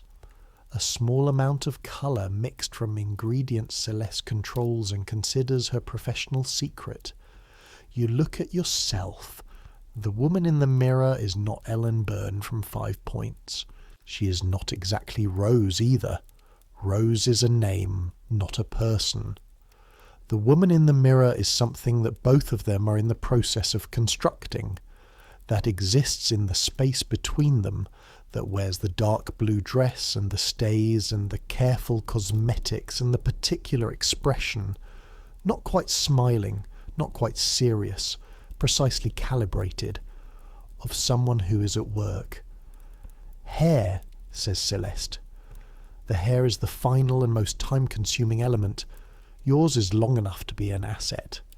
Celeste works with 2 bone pins and 4 tortoise-shell combs, building an elaborate arrangement at the back and crown of your head, with small ringlets left loose at the temples, a technique that takes advantage of the natural wave in your hair, and that frames the face in a way the formality of the arrangement requires. When she is done, she steps back. The hair is up, smooth, formal, with the loose ringlets doing the work of softening what would otherwise be too severe. The neckline of the dress, the line of the shoulders and décolletage, the hair, they work together. Celeste looks at you. Good, she says. From Celeste, this is as warm as praise gets. You look at yourself one more time. The woman looking back is someone you are still getting used to. Not because she is unfamiliar. You've been looking at her in this mirror every evening for 8 months. But because she is always, even now, slightly surprising.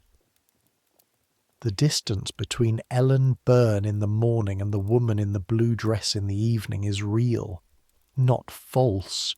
Both of them are you. But they are different aspects, and the movement between them takes work, and the work is the thing that nobody on the outside ever sees.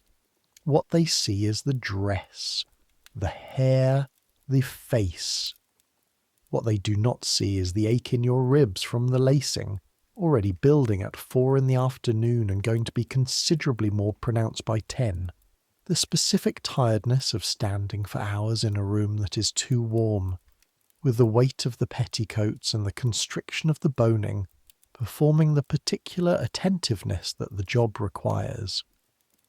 You pull your shoulders back. You descend to the parlour. The first client arrives at 4:30. His name is Morrison. He's from St. Louis, here on business related to the shipping trade, and he has been to Madame Celeste's 3 times before, and is the kind of client that Celeste calls reliable, which in her vocabulary means pays what he owes, does not cause problems, treats the girls with a kind of basic consideration that not everyone on Pacific Street has heard of. Morrison has a broad red face and large hands and a way of moving through a room that suggests he spent his childhood in spaces bigger than anything available in San Francisco. He takes his glass of whiskey and settles on the settee and talks about the shipping prices on the Sacramento run, with the ease of a man who considers this normal conversation for a parlour, which in this city it is. You sit across from him and ask questions about the Sacramento run, and genuinely listen to the answers because the Sacramento run and its economics are actually interesting, and because Morrison notices when someone is genuinely listening and responds to it, and because this is, in fact, part of the job. You ever think about going up there, he asks at some point. The river towns, they're growing fast, Marysville, Sacramento City. I'm fine here, you say. He nods. He believes you, which means you meant it. This is the other thing that Celeste has told you, in her kitchen with the coffee that is never good enough, in the brief instructive sentences she delivers. Mean what you say to them. Not everything. Not the parts that are performance. But when you say you are fine here, mean it, because they can tell the difference, and the ones who cannot tell the difference are not the ones you want. Morrison finishes his whiskey and asks for another, and Hortense appears at the door of the parlour and plays something on the piano that is not exactly recognisable as a specific piece, but has the quality of music in the right direction, and the parlour does what it is designed to do, which is to be a room where a certain kind of comfort is possible. Then, at 6, Haggerty arrives. You hear him before you see him. His voice in the entryway, talking to Celeste, with a particular volume of a man who talks loudly as a way of taking up space. He is from Sacramento originally, which is how you know his name. He comes through San Francisco on business every 2 or 3 weeks, and has been using the houses on Pacific Street for most of that time.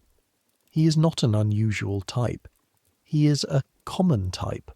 The money makes him bold, and the boldness is not tempered by anything else he has going on. He comes into the parlour and sees you and Morrison and Hortense at the piano, and does the rapid inventory that men do when they walk into a room, cataloguing what is present and what it costs. Rose. He says it with the particular familiarity of someone establishing a claim. Mr. Haggerty. Neutral, not cold. Not warm, precisely calibrated. He sits down, takes the glass that Celeste offers him with the efficiency of someone who considers this a service owed rather than a courtesy offered. He looks at Morrison with the assessment of a man sizing up competition, decides Morrison is not of interest, and turns back to you. Haven't seen you in a while. I've been here, you say. He tells you this is not a good enough answer. He tells you this without words by the way he looks at you.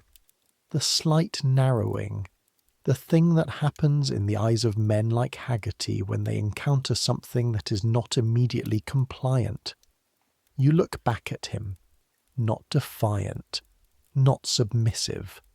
The expression you have practiced, which is the expression of someone who is interested, who is present, who is not moved by the particular kind of pressure he is applying. Business has been good? You ask. He tells you about the business. Lumber, mostly. There is money in lumber in California in 1853 because everything is being built, and the wood to build it has to come from somewhere, and the redwood forests north of the city are the somewhere it comes from. And Haggerty has a stake in a mill up the coast that is making him richer than he was 2 years ago, at a rate he clearly finds exhilarating. You ask questions about the mill. You mean them. Lumber is interesting. The logistics of getting a redwood tree from a forest north of Bodega Bay to a building site in San Francisco is genuinely a complex problem, and the people who have solved it are, in their way, as entrepreneurial as the gold miners. And while you ask questions about the mill, you're also watching him. You're watching for the thing that Celeste has described, the thing that Pascal's girl encountered, the specific shift in a man like this from the mode of client to the mode of something else. It is not always violent. It is not always obvious. Sometimes it is just the moment when the performance of the interaction stops being adequate, and what he actually wants, which is not what he tells himself he wants, which is not what he would describe if asked, becomes visible. Haggerty is good at keeping it covered. He has probably been keeping it covered for years, coming to establishments like this, being told by the world that his money means he can have what he wants, learning to conceal the particular want that goes beyond the money. But you have been watching men for 8 months and you are getting better at this. The shift comes at 7. It comes in the middle of a sentence about the lumber mill, not at the end of it, not at a moment that would seem significant from the outside, but in the middle. His voice doesn't change. His posture doesn't exactly change, but something does, and you feel it the way you feel the change in the fog before the fog actually arrives. He says something about one of the other girls, a specific question about one of the other girls, asked with the specific intonation of a man establishing what the options are. Clara is upstairs. Clara is 18 and has been here for 3 months and is not prepared for Haggerty. Clara's not available this evening, you say. Not apologetic, not cold, just a fact. He looks at you. There is a moment. Just a moment.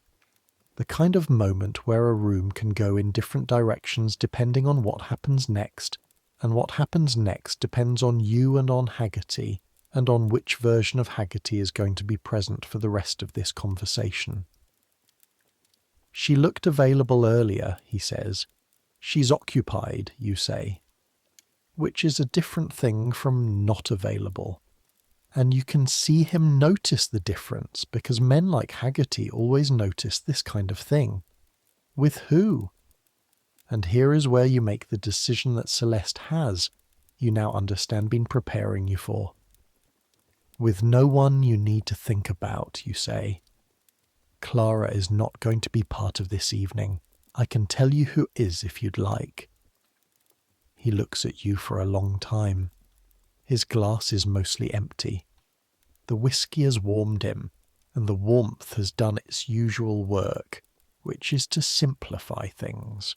Simplified, what is in front of him is a woman in a blue dress who is telling him no, which is not what he is accustomed to hearing on Pacific Street, and how he responds to that is going to tell you something important.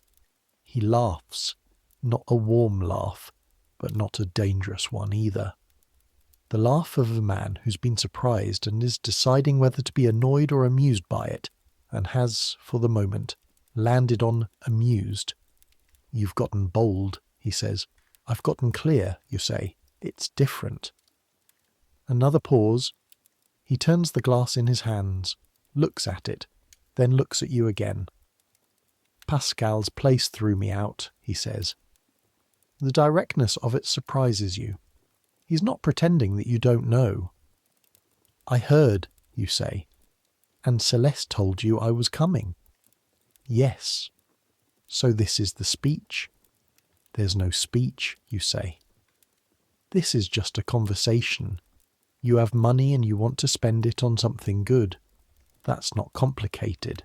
What is complicated is the other thing, the thing you did at Pascal's, and that thing doesn't happen here. Not ever. Not with me, not with Clara, not with anyone in this house. He's very still. If those are the terms, you continue, you're welcome here. Celeste runs a good house and you know it, which is why you're sitting here right now instead of somewhere else. If those aren't the terms that work for you, then tonight probably isn't the night. The parlour is quiet enough that you can hear the piano in the next room where Hortense has moved on to something slow and slightly melancholy, and the sound of Morrison's voice somewhere behind you saying something to someone, and the distant noise of Pacific Street doing its perpetual work. Haggerty sets down the glass. He looks at you with an expression you cannot quite read, which is either calculation or something closer to respect. And with men like Haggerty the difference is sometimes not as large as you'd like. The other thing, he says, wasn't meant the way it came out. This is almost certainly not true, but it is an offer of the kind of face-saving that men like Haggerty require in order to back down from a position without feeling backed down upon, and accepting it gracefully is itself a skill, one that Celeste has not explicitly taught you, but that you have worked out on your own. Of course not, you say. He calls for another whiskey. And the evening continues. You remember, much later, that this is the moment you understood what Celeste meant about presence.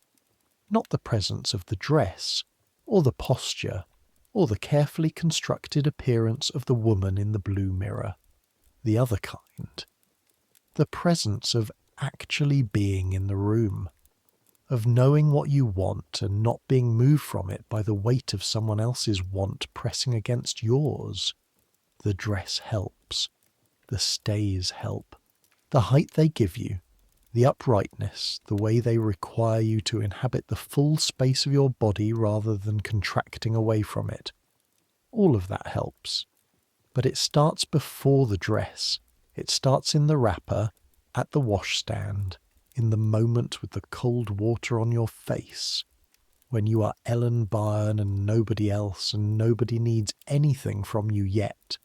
That is where it starts. The evening passes. Morrison leaves before 8, which is early, but Morrison has business in the morning and manages his time with the conscientiousness of a man who takes business seriously. He shakes your hand, which is an unusual courtesy, and thanks Celeste, and goes out into the Pacific Street night. 2 more men arrive at 8.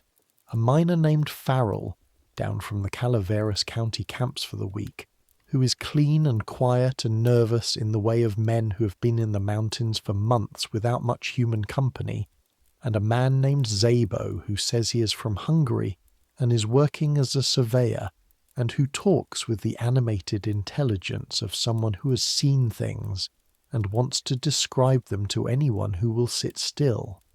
Szabo tells you about a valley he surveyed last spring, A valley in the Sierra Nevada foothills, he says, where the grass was waist-high and the light in the late afternoon fell in long gold sheets.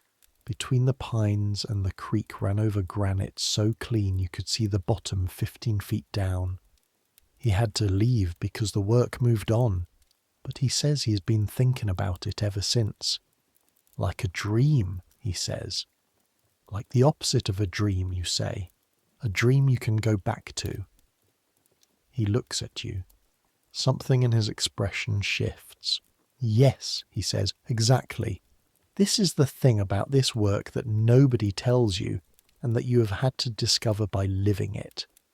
The conversations are sometimes genuinely good. Not always, often not, but sometimes. The men who come here are not uniformly what the city's mythology makes them. Rough, crude, interested only in the most basic transaction and its most basic terms. Some of them are lonely, some of them are smart and articulate and have seen extraordinary things and have no one to tell about it, because the gold fields and the ships and the counting houses that have populated California in the last 4 years are not environments that make room for the kind of conversation Szabo is having with you right now. And you are good at this conversation. You're interested in the valley with the waist-high grass, and you tell him so, and he believes you, which means you mean it. And the evening in this respect is actually pleasant, which is not always the case, and which you have learned not to expect, but to be grateful for when it arrives. Haggerty, across the room, is talking to Clara. You watch this for a moment. Clara is doing well, better than you expected actually, sitting with the particular careful attention of someone who has been told that a specific situation might be difficult and has decided to manage it by being exactly as pleasant and uncontroversial as possible. She's telling Haggerty about Ohio. He is, against apparent expectation, listening. Celeste from the doorway catches your eye. A small nod. You did well earlier is what the nod says. You handled it and now the evening is going in the right direction. And Haggerty is talking to Clara about Ohio, which is not nothing. You turn back to Szabo and his valley and the particular shade of afternoon light in the Sierra Nevada foothills. At 11 the house begins to quiet down. Farrell fell asleep in a chair near the fire at 9:30 and has been gently snoring since, which Celeste has elected not to disturb on the grounds that he is not causing any trouble, and the sound of someone sleeping peacefully is, in a strange way, appropriate for a parlour that has been doing its job. Morrison's absence has left the settee free, and Szabo occupies one end of it now, still talking, though more slowly, in the way people talk when they're warm and comfortable, and have been drinking the quality whiskey that Celeste serves, and not the stuff they're used to, which is not quality. Haggerty left at 10. He paid what he owed, including a tip that was slightly more generous than the minimum, which is not nothing. He told Clara she was a good listener, which is true, and he left without incident. You stand near the window and listen to Szabo describe the sound a creek makes when it is running hard over flat granite, which is apparently quite different from the sound it makes running over rounded stone, and you believe him. Celeste appears beside you. You should sleep, she says, low, not for the room. Soon, you say. She looks at you for a moment. You handled Haggerty well. He wasn't hard in the end. No, she says. He wasn't.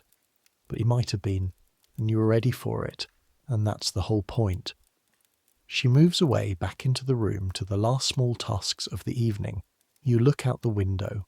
Pacific Street at 11 at night is a different world than Pacific Street at any other hour, but it is still Pacific Street, still the plank road over the mud, still the fog beginning to settle again at the edges of the lamplight from the taverns, still the particular kind of alive that this street never entirely stops being, even at the dead hours of the morning when the last of the night people have gone in and the first of the morning people haven't come out yet. Somewhere down the street, a fiddle. The same one from this morning, or a different one. Hard to tell. The fog is thickening. You can see it coming off the bay in the way that the bay light at the end of the street has gone from dark blue to something softer, more grey, the fog diffusing the few lights that are still burning at the waterfront. By morning it will be a full fog again. By morning the city will be muffled and distant, and the bell of some ship in the harbour will ring through the grey, and you will lie in your bed with your eyes open, listening to it, feeling the phantom pressure of the lacing against your ribs, and you will think about the green dress that Lambert is finishing, and about Sabo's Valley in the Sierra foothills, and about the letter from your sister Mary in New York that has gone soft at the folds, and you will think, I am here. I am in this city. I am learning it. The thought is strange. The thought is also somehow enough. You turn away from the window. The parlour is warm and lamplight, and the sound of Sabo's voice going slower, and the distant sound of Hortense somewhere above you getting ready for bed, and the low fire and all of it. The red walls, the decent rug, the portrait of no one in particular above the mantelpiece that Celeste bought, because she felt the room needed something above the fireplace. All of it is familiar in the way that places become familiar when you have spent enough time in them to stop noticing what they are and start knowing what they mean. You have been here for 8 months and 11 days. By spring it will be a year. By spring you will have the green dress. By spring Josie will be better, or she will not, and you will know which. The future sits at the edge of what you can see, visible only as general shape.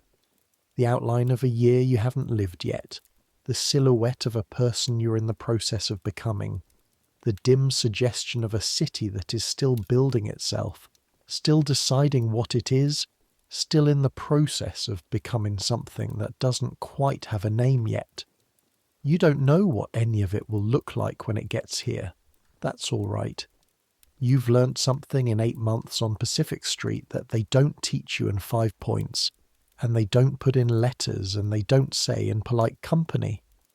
You've learned that the city that seemed so terrifying when you arrived is actually just a place.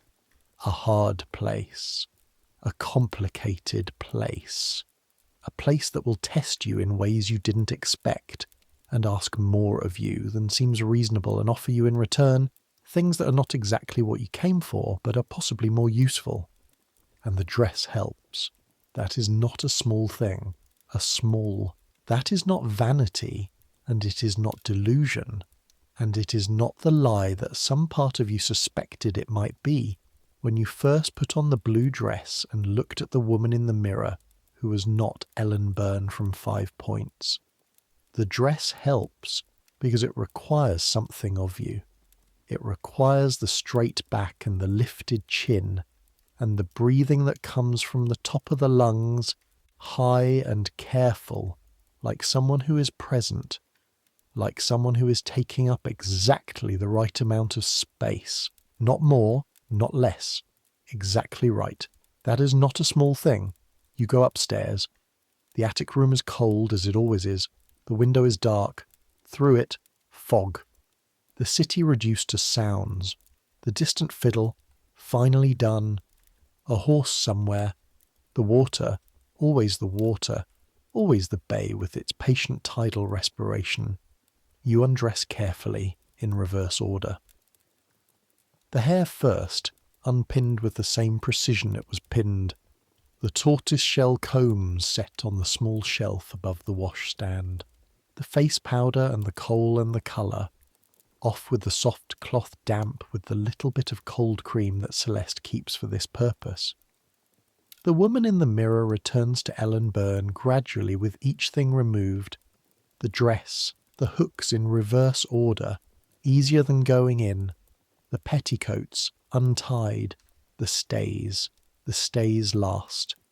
You reach behind yourself and loosen the bow at the top, then pull the laces through the eyelets slowly, feeling the pressure release in stages, the ribs expanding, the breath dropping down from the high, careful top of the lung sip back into the full body breathing of someone with no structural assistance.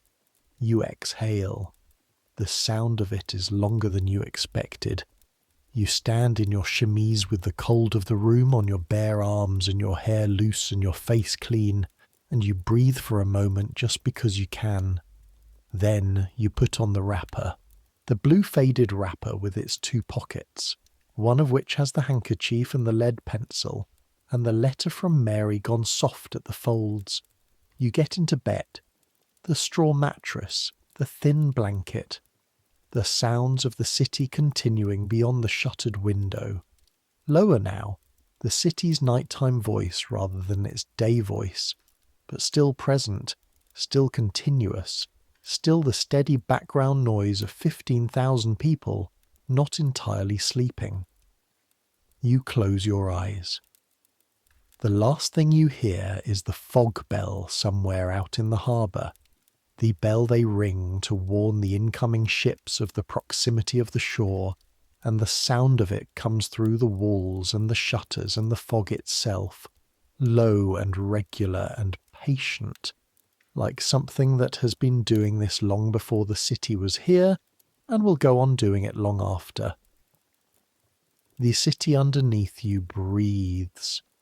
You breathe, and here, in this moment, before you are rose and after you've finished being whatever the evening required, you are just Ellen Byrne, 21, lying in a narrow bed in a building on a plank road over mud in a city that should not exist and does. That is enough. Sleep comes. The weeks turn. Not all at once. Not in a single narrative line. They turn the way weeks turn when you are inside them. One morning at a time, one evening at a time, the accumulation of small details that only later reveals itself as pattern. You learn things. You learn that the fog behaves differently in summer and winter, which you had expected in a general way, but not in the specific way that matters, which is, in summer the fog is cold in the morning and burns off by noon, but in the afternoon a different kind of fog rolls in from the Golden Gate, thicker and wetter, and sometimes carrying actual rain, so that a day that starts clear can end with everyone drenched and the streets running. In winter the fog is more total and more permanent, and the cold is real, not just damp but actual cold, the kind that gets into the building at the edges of the windows and under the doors and makes the upstairs rooms genuinely uncomfortable by morning. You learn that Lambda comes every 6 weeks, that his prices are fair by San Francisco standards, which is to say exorbitant by any other, and that Celeste negotiates with him in French and always gets 1 piece more than the invoice originally suggested, which is a skill you watch carefully and begin to replicate in the negotiations you conduct yourself. You learn which clients to take on and which to decline, and the manner of the declining that causes the least friction. You learn that some men are easier to manage drunk than sober, and some the reverse, and that being able to tell which is which before they are fully in the room is a skill that develops slowly, and then, one day, seems to have always been there. You learn Josie's cough. By March you know it the way you know the sequence of creaks in the hallway. Its rhythm, its depth, what it sounds like when it's having a better day, and what it sounds like when it is having a worse one. The worst days come more often. Celeste has brought a doctor twice, and the doctor has said things, and Celeste has listened, and the outcome has been the doctor leaving, and Josie continuing, and the cough continuing with her. It is consumption. You know this the way everyone in the house knows it. The word has not been spoken by anyone in front of anyone else, but it is present in every conversation that takes a certain turn and then deliberately doesn't, in the way that Celeste watches Josie across the breakfast table, in the way that Clara has taken to leaving a small portion of her food for Josie when Josie eats less than she should. The word sits in the house like a guest no one has invited. In April, the green dress is finished. Lambert brings it on a Thursday morning, wrapped in paper, carried with the particular careful way that things of value are carried by people who understand their value. He unwraps it in the parlour with Celeste watching and holds it up, and it is, if anything, more right than it was when you tried it on in February. The sleeve has been corrected, the hem has been adjusted, the silk has been properly finished at all the points that needed finishing, and it moves when he shakes it gently to show the drape, like something that knows what it is and is comfortable with that knowledge. You put it on, and here is the thing. The first time you wore the dark blue dress, the woman in the mirror surprised you. She was not you, and she was, and the distance between those two things felt large. The woman in the green dress is you, not in the sense of Ellen Byrne, not in the sense of the wrapper and the washstand and the mourning, but in the sense of the person you have been becoming, the person that 8 months on Pacific Street have been assembling in the way that the city assembles itself, one piece at a time, accumulation as method. The green is right. The green says something true about the colour of your eyes and the dark of your hair and the particular quality of your presence in a room. It is not a disguise. It is not a performance exactly. It is an intensification. It takes what is actually there and makes it more visible. Celeste looks at you for a long moment. Good, she says, and then, more than good. From Celeste, this is extraordinary. Spring brings other things. The Committee of Vigilance, the Vigilance Committee as they are called, because there has already been one of these in 1851, and the city's memory of it is recent enough to mean something, is beginning to organise again. You hear about it first from Szabo, who comes to the parlour once a month now with the regularity of someone who has found something good and decided not to risk losing it by going elsewhere. Szabo knows men who know men, and the word moving through those connections is that the committee is forming up again around a specific situation. A gang called the Sydney Ducks, Australian ex-convicts who've been operating on the waterfront with what is increasingly described as impunity, and a series of fires, and the question of what the city's legitimate authorities are actually able or willing to do about any of it. It will be worse than 1851, Szabo says in March, turning his glass in his hands. They hanged men that year. They'll do it again. They have the right, you ask, not challenging, genuinely asking. They think they do. Whether they do is a different question. He looks at the fire. The law here is not, he pauses, choosing the word, established. The sheriff is one thing on Tuesday and another on Thursday. The courts take cases and lose them for reasons that are not always strictly legal. Into that gap, the committee steps. He looks at you. Women on this street should be careful, he says. Not from the committee itself. They're targeting the Sydney Ducks specifically. But the presence of the committee makes other men bolder. Men who are not the committee and have no accountability to it. This is a specific warning delivered in the roundabout way of someone who cares about the outcome, but is not entirely comfortable being direct about why he cares. You note it. You tell Celeste. She already knows. She has already been in conversation with 2 of the other establishments on Pacific Street about protocols and arrangements, and which nights might be safer than others, and what to do if the atmosphere on the street changes in ways that suggest something about to happen. Celeste has done this before. 1851 was her city too, and she navigated it, and she will navigate this. We don't close, she says. We adjust. You watch the street. You don't go out alone after dark.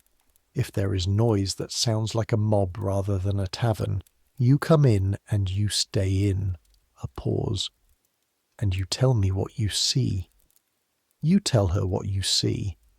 What you see over the weeks of March and April of 1853 is the city tightening. The quality of the energy on Pacific Street changing incrementally from the constant low-grade chaos of normal into something with more edge. More men carrying weapons openly, which in San Francisco in 1853 is already common enough that the change is one of degree rather than kind. Conversations on the street that stop when you pass. The specific way that certain men look at the houses on Pacific Street as if cataloguing, as if taking inventory. The Sydney ducks themselves are mostly visible as rumour and as smoke. The fires. And there are fires. San Francisco burns. San Francisco has always burned. It burned 6 times in 18 months between 1849 and 1851, and the burned blocks were rebuilt in weeks because there was no other option. The city is too necessary to be allowed to stop existing, are being attributed in the street's collective judgment to arson. Whether this is true is not entirely clear. The buildings are wood. The stoves are iron and not always stable. The winds off the bay are dry in summer and carry fire quickly. But the arson theory is the one that has traction, and the Sydney ducks are the ones who benefit from the arson theory having traction, because it gives them leverage over the establishments they're extorting. There is a fire in April, not on Pacific Street directly, 2 streets over, on Broadway, at 2 in the morning on a Thursday. You're woken by the sound of it first, not the fire itself, which at that distance is inaudible, but the bells. San Francisco has fire bells the way other cities have church bells, more urgent, the particular rapid clanging that means everyone wakes up and figures out which direction to be afraid of. You're at your window, with the shutter open before you're fully awake, and you can see the glow. It is over the roof lines 2 streets north, orange and yellow, the specific brightness of a fire that has found wood and is working through it with enthusiasm. The bells are still ringing. Below on Pacific Street, people are running north toward Broadway, either to help or to watch, or simply because when something is on fire in a city this dry and this close built, you need to know how close. You dress quickly. Not the evening dress, the street dress, the dark green, pulled on over the chemise without the full underpinnings, functional rather than formal. The cloak, the boots. You go downstairs. Celeste is already in the parlour with the shutters closed. "Stay inside," she says before you can speak. "I heard the bells." "Everyone heard the bells." "That is the point of the bells." She looks at you. "It's Broadway. They'll have it out. Stay inside until we know which way the wind is." The wind is the variable. In a dry spring with the right wind, a fire on Broadway can be on Pacific Street in an hour. In 1851, a fire that started in a bakery on the south side of the city got to the waterfront in 4 hours and burned 55 blocks before they stopped it. You stand in the parlour and listen. The bells continue. Through them, faintly, you can hear shouting from Broadway. Not the frightened random shouting of panic, but the organised shouting of men working, bucket brigades and the handful of fire companies that the city has organised in the wake of the 1851 fires. The hand-pumped fire engines that require teams of men to operate, and that are, by all accounts, better than nothing. Josie comes downstairs, Clara, Hortense.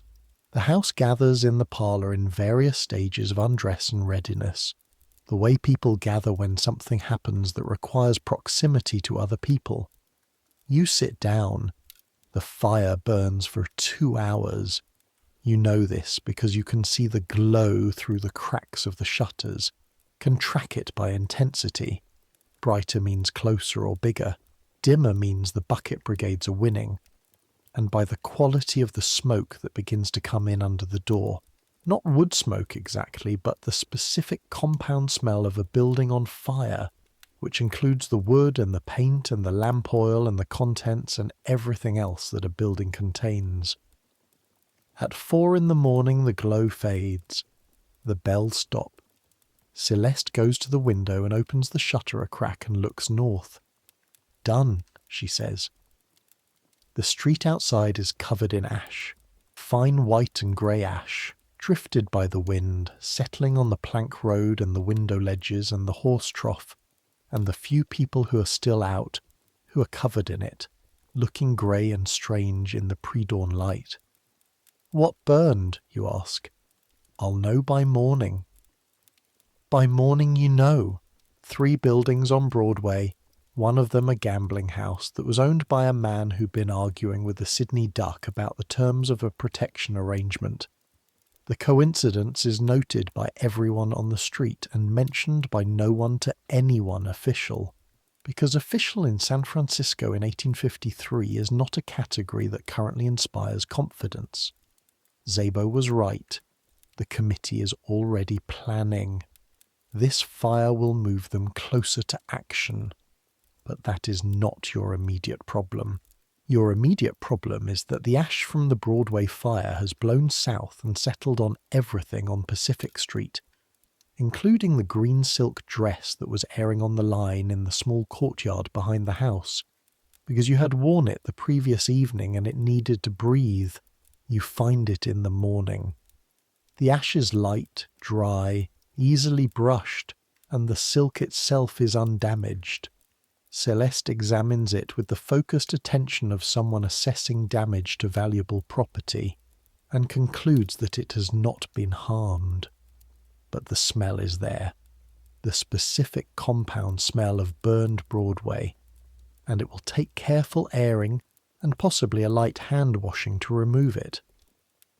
Celeste hands it back to you. Everything survives, she says, which is about the dress, which is also not only about the dress. By May, the Vigilance Committee has hanged 2 men. Both of them are Sydney Ducks. Both of them confessed under questioning, and the questioning was of the kind that produces confessions in people who may or may not have done the specific thing they're confessing to. The hangings happen in the daytime, publicly, on a building near the waterfront, and they draw a crowd in the way that public hangings always draw a crowd in this city and in this era. You do not go. You know what public executions look like. You saw one in New York when you were 16, and you have not forgotten it, and you do not want the memory company. Celeste does not go either. She watches from the window and reports that the crowd was substantial and that the men died quickly, which she says in the tone of someone who is giving information and not an opinion about that information. The committee will be satisfied for now, she says, or they will want more, one or the other. They want more, 2 more men by July.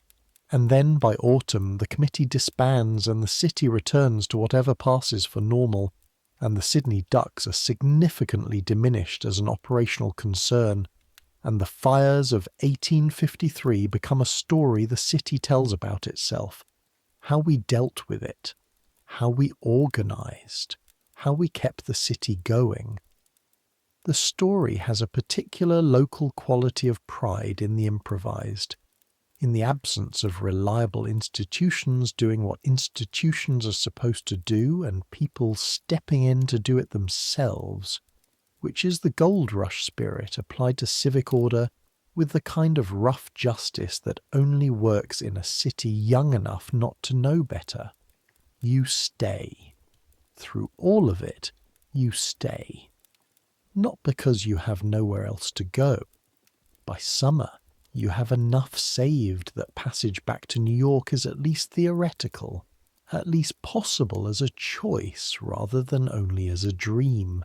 But because the theoretical possibility of leaving and the actual impulse to leave are two different things, and the actual impulse has not arrived, the city is still teaching you things.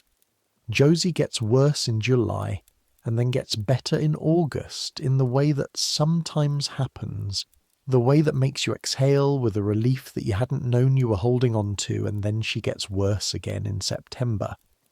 Clara has learned to play the piano, not well, but recognisably.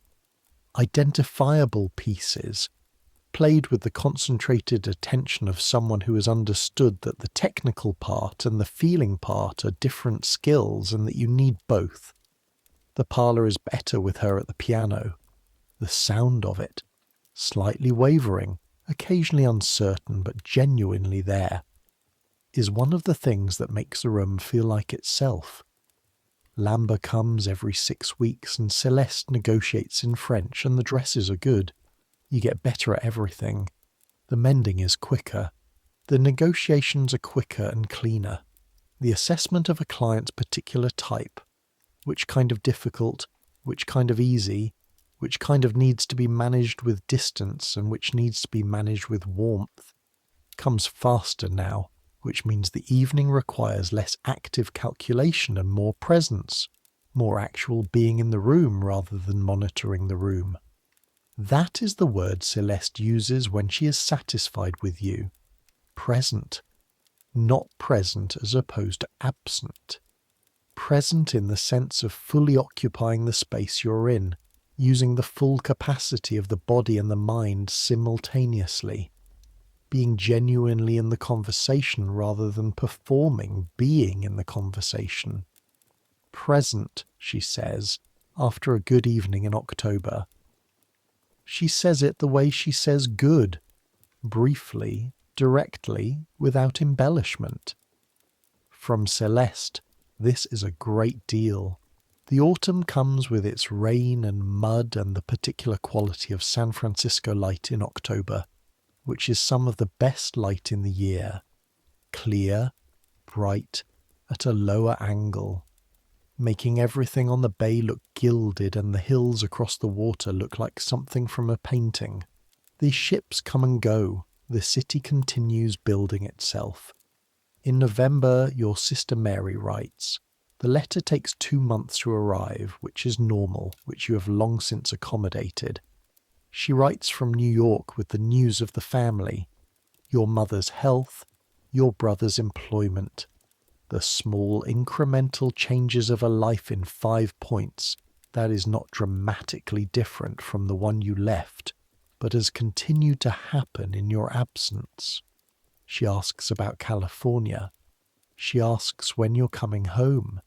You sit at the kitchen table with the letter and read it twice. The question sits there. When are you coming home? The honest answer is that you are not sure what home means currently. 5 points is where you are from. Pacific Street is where you are. The distance between those two things has been growing since April of last year, not because you don't think about 5 points, but because Pacific Street has been accumulating in your memory and your understanding until it has weight, until it has depth, until it is something more than a collection of facts about a place you happen to be. You have learned the city. You know where the fog comes from, and why the streets rot, and what the ships carry and what the bells mean.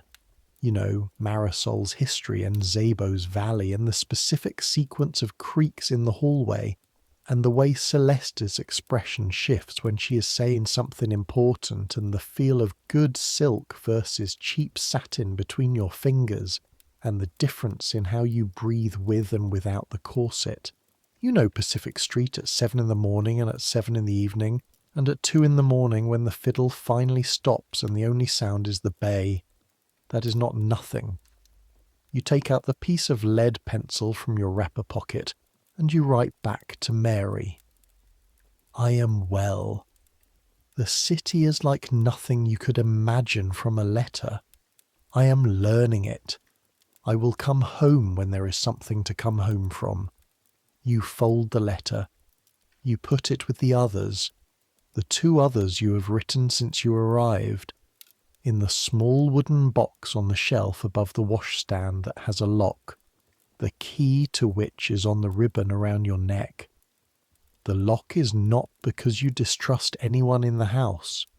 It is because the letters are yours in a way that nothing else here, except the wrapper and the chemise, entirely is.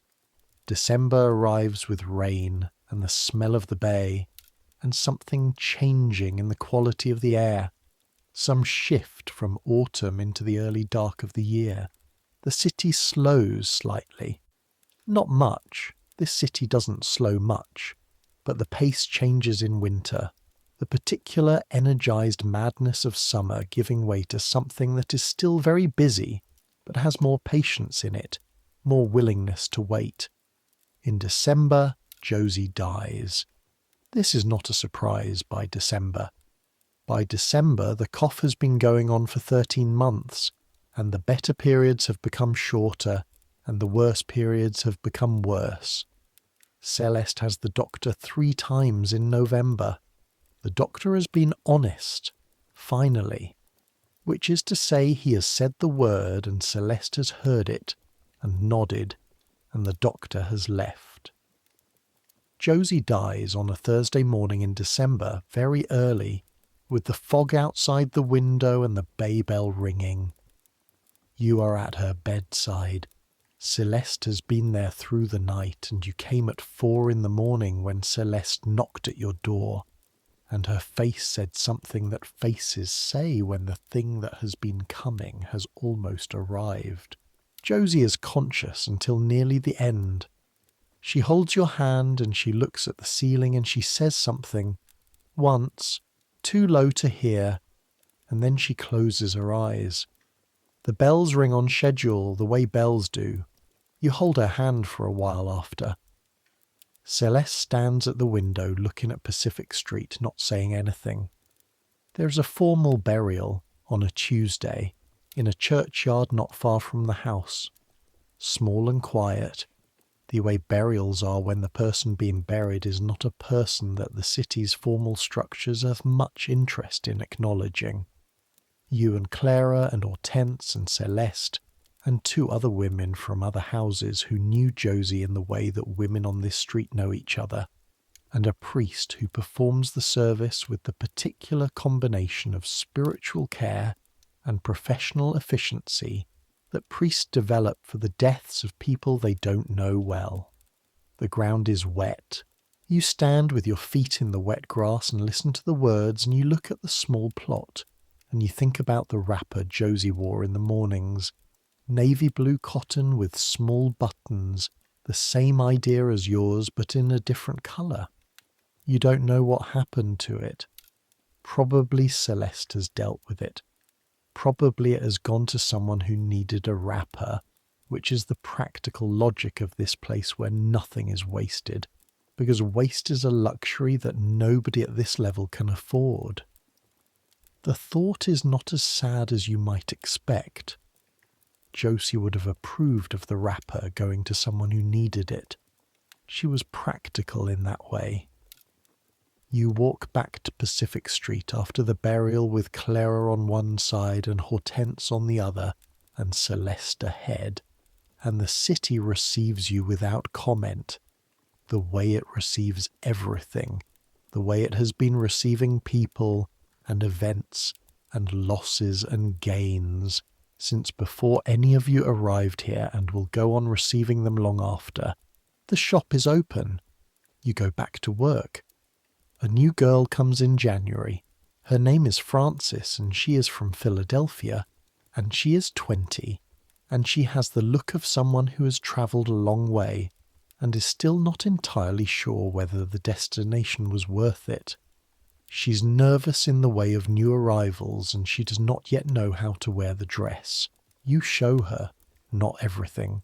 not the things that take months to learn, but the immediate practical things. This is how you stand in the stays. This is where the breath goes. This is what the posture does and why. This is what Celeste means when she says present. This is the sequence of the morning. This is the sequence of the evening. This is the comb and the powder and the pins and the ribbon. Francis watches you with the concentrated attention of someone learning a new skill from someone who actually has it, which is a particular kind of attention that is both instructive to receive and unexpectedly moving. She is 20. She came here from Philadelphia with a story that you know the shape of without needing to hear all of it. She's learning the city. It gets easier, you do not tell her. Not because it is untrue, but because true things of that kind land differently from different distances, and she is too close to the beginning for this particular true thing to be useful.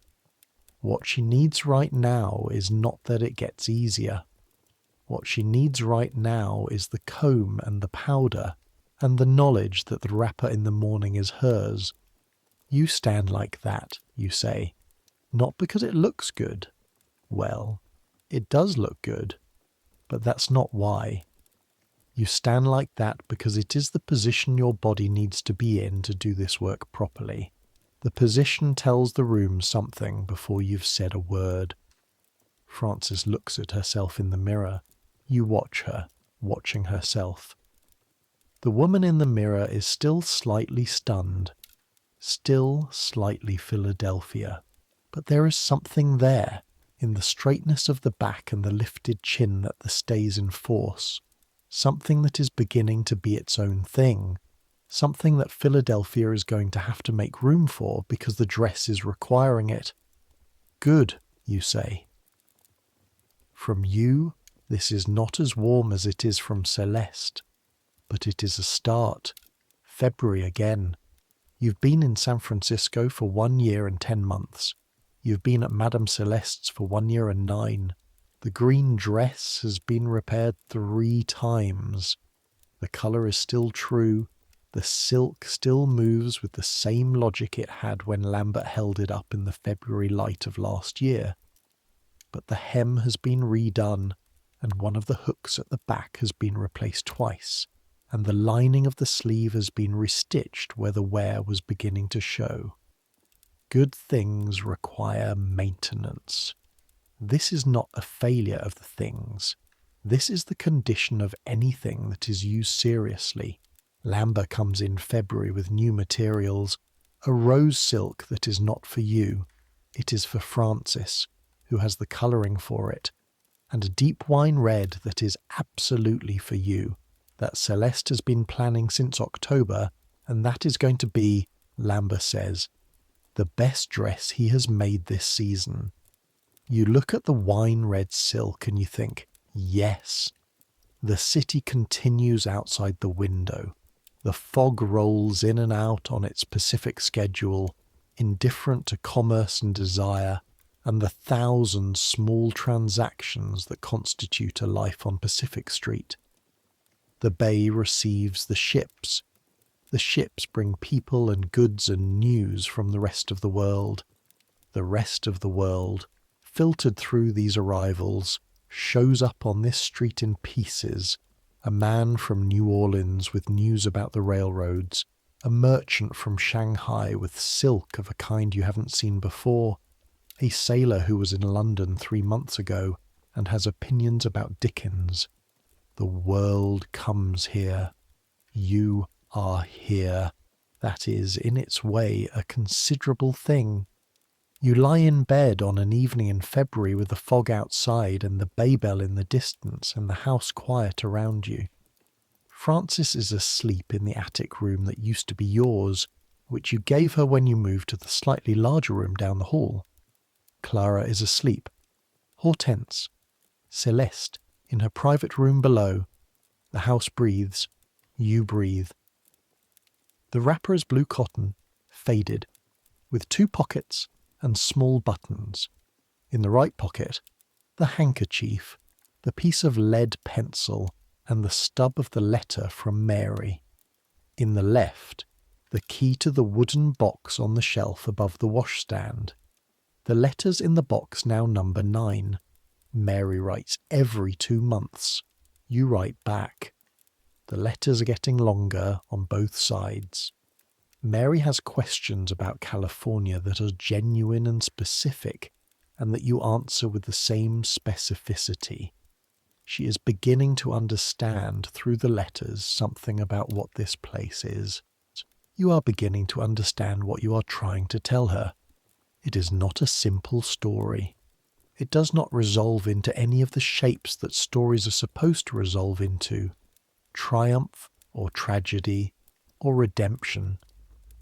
It is a story about a woman in a city that should not exist, in a profession that the century will try to erase from its own memory, wearing a dress that was made specifically for her body and that moves like water and catches the light. It is a story about a dress, about all the dresses, about what the dress requires and what it gives, about the wrapper in the morning and the stays in the evening and the space between them where a person lives. The fog is complete now. The city is reduced to sounds. The plank road, the distant bay, the fog bell its patient metronome. Your eyes are heavy. You think about the wine-red silk that Lambert showed you today, about the dress it is going to become, the dress Celeste is already designing in her head, the specific way that wine-red is going to work with the dark of your hair and the grey-green of your eyes and the woman you've been becoming for the last year and 9 months. That dress doesn't exist yet. It will. You've learned something in 1 year and 9 months on Pacific Street that you did not know when you arrived. Things that don't exist yet have a way of arriving. The city arrived. The dress arrived. The ability to stand in a room with a difficult man and know exactly what you're doing, that arrived. You arrived. In April of 1852, on a ship from New York with $12 and a letter of introduction to a cousin who was already gone, you arrived in this city that should not exist. And here, in this bed, in this room, in this house on the plank road over the mud above the bay, you are present, warm enough, fed enough, safe enough. You have the wrapper and the wooden box and the letters from Mary and the knowledge of the city's rhythms. You have the green dress and you're going to have the wine red, and Lambert will get the sleeve right this time because he always does, eventually. You have the morning and the evening and the space between them. That's more than you came here with. That's enough. The fog bell rings. Once. Twice. The count gets lost in the softness of the sound, in the way it spreads through the grey and the dark and the walls and the fog itself, so that by the time it reaches you it has already become something more like weather than like time. Somewhere out in the harbour a ship is finding its way by sound. Somewhere on Pacific Street a door closing. Somewhere in the attic room you used to occupy, Francis learning to sleep in a new city. The world does not stop. The world has never stopped. The world is the same world it was before any of you arrived here, with its Pacific and its fog and its bay and its long, slow geography. And it will be the same world long after the plank roads have rotted, and the mud underneath has swallowed them, and the buildings have been rebuilt and rebuilt again into shapes that nobody in 1853 has imagined yet. But people will still come here, will still arrive with what they have, which is rarely much, and will still look at the bay and feel the thing you felt when you looked at the bay, the thing without a name, the thing that has to do with size and distance and the particular quality of cold Pacific light on cold Pacific water. They will still lie in narrow beds and listen to fog bells. They will still learn, one morning at a time, one evening at a time, what presence means, what the body requires, what it gives. Some things don't change. The need for rest at the end of a long day, that doesn't change, so let it come. Let sleep come the way it came to Ellen Byrne on Pacific Street in the February fog, 1 year and 9 months into a city that was still learning to be a city, still building itself board by board and plank by plank over the mud. Let the sounds of the city soften. Let the fog bell fade into the distance it came from. Let the wrapper stay exactly where it is, on the body, warm, loose, faded blue cotton with 2 pockets and small buttons. The city breathes around you. You breathe with it. That's all. Let it be enough. Let it be exactly enough. Good night.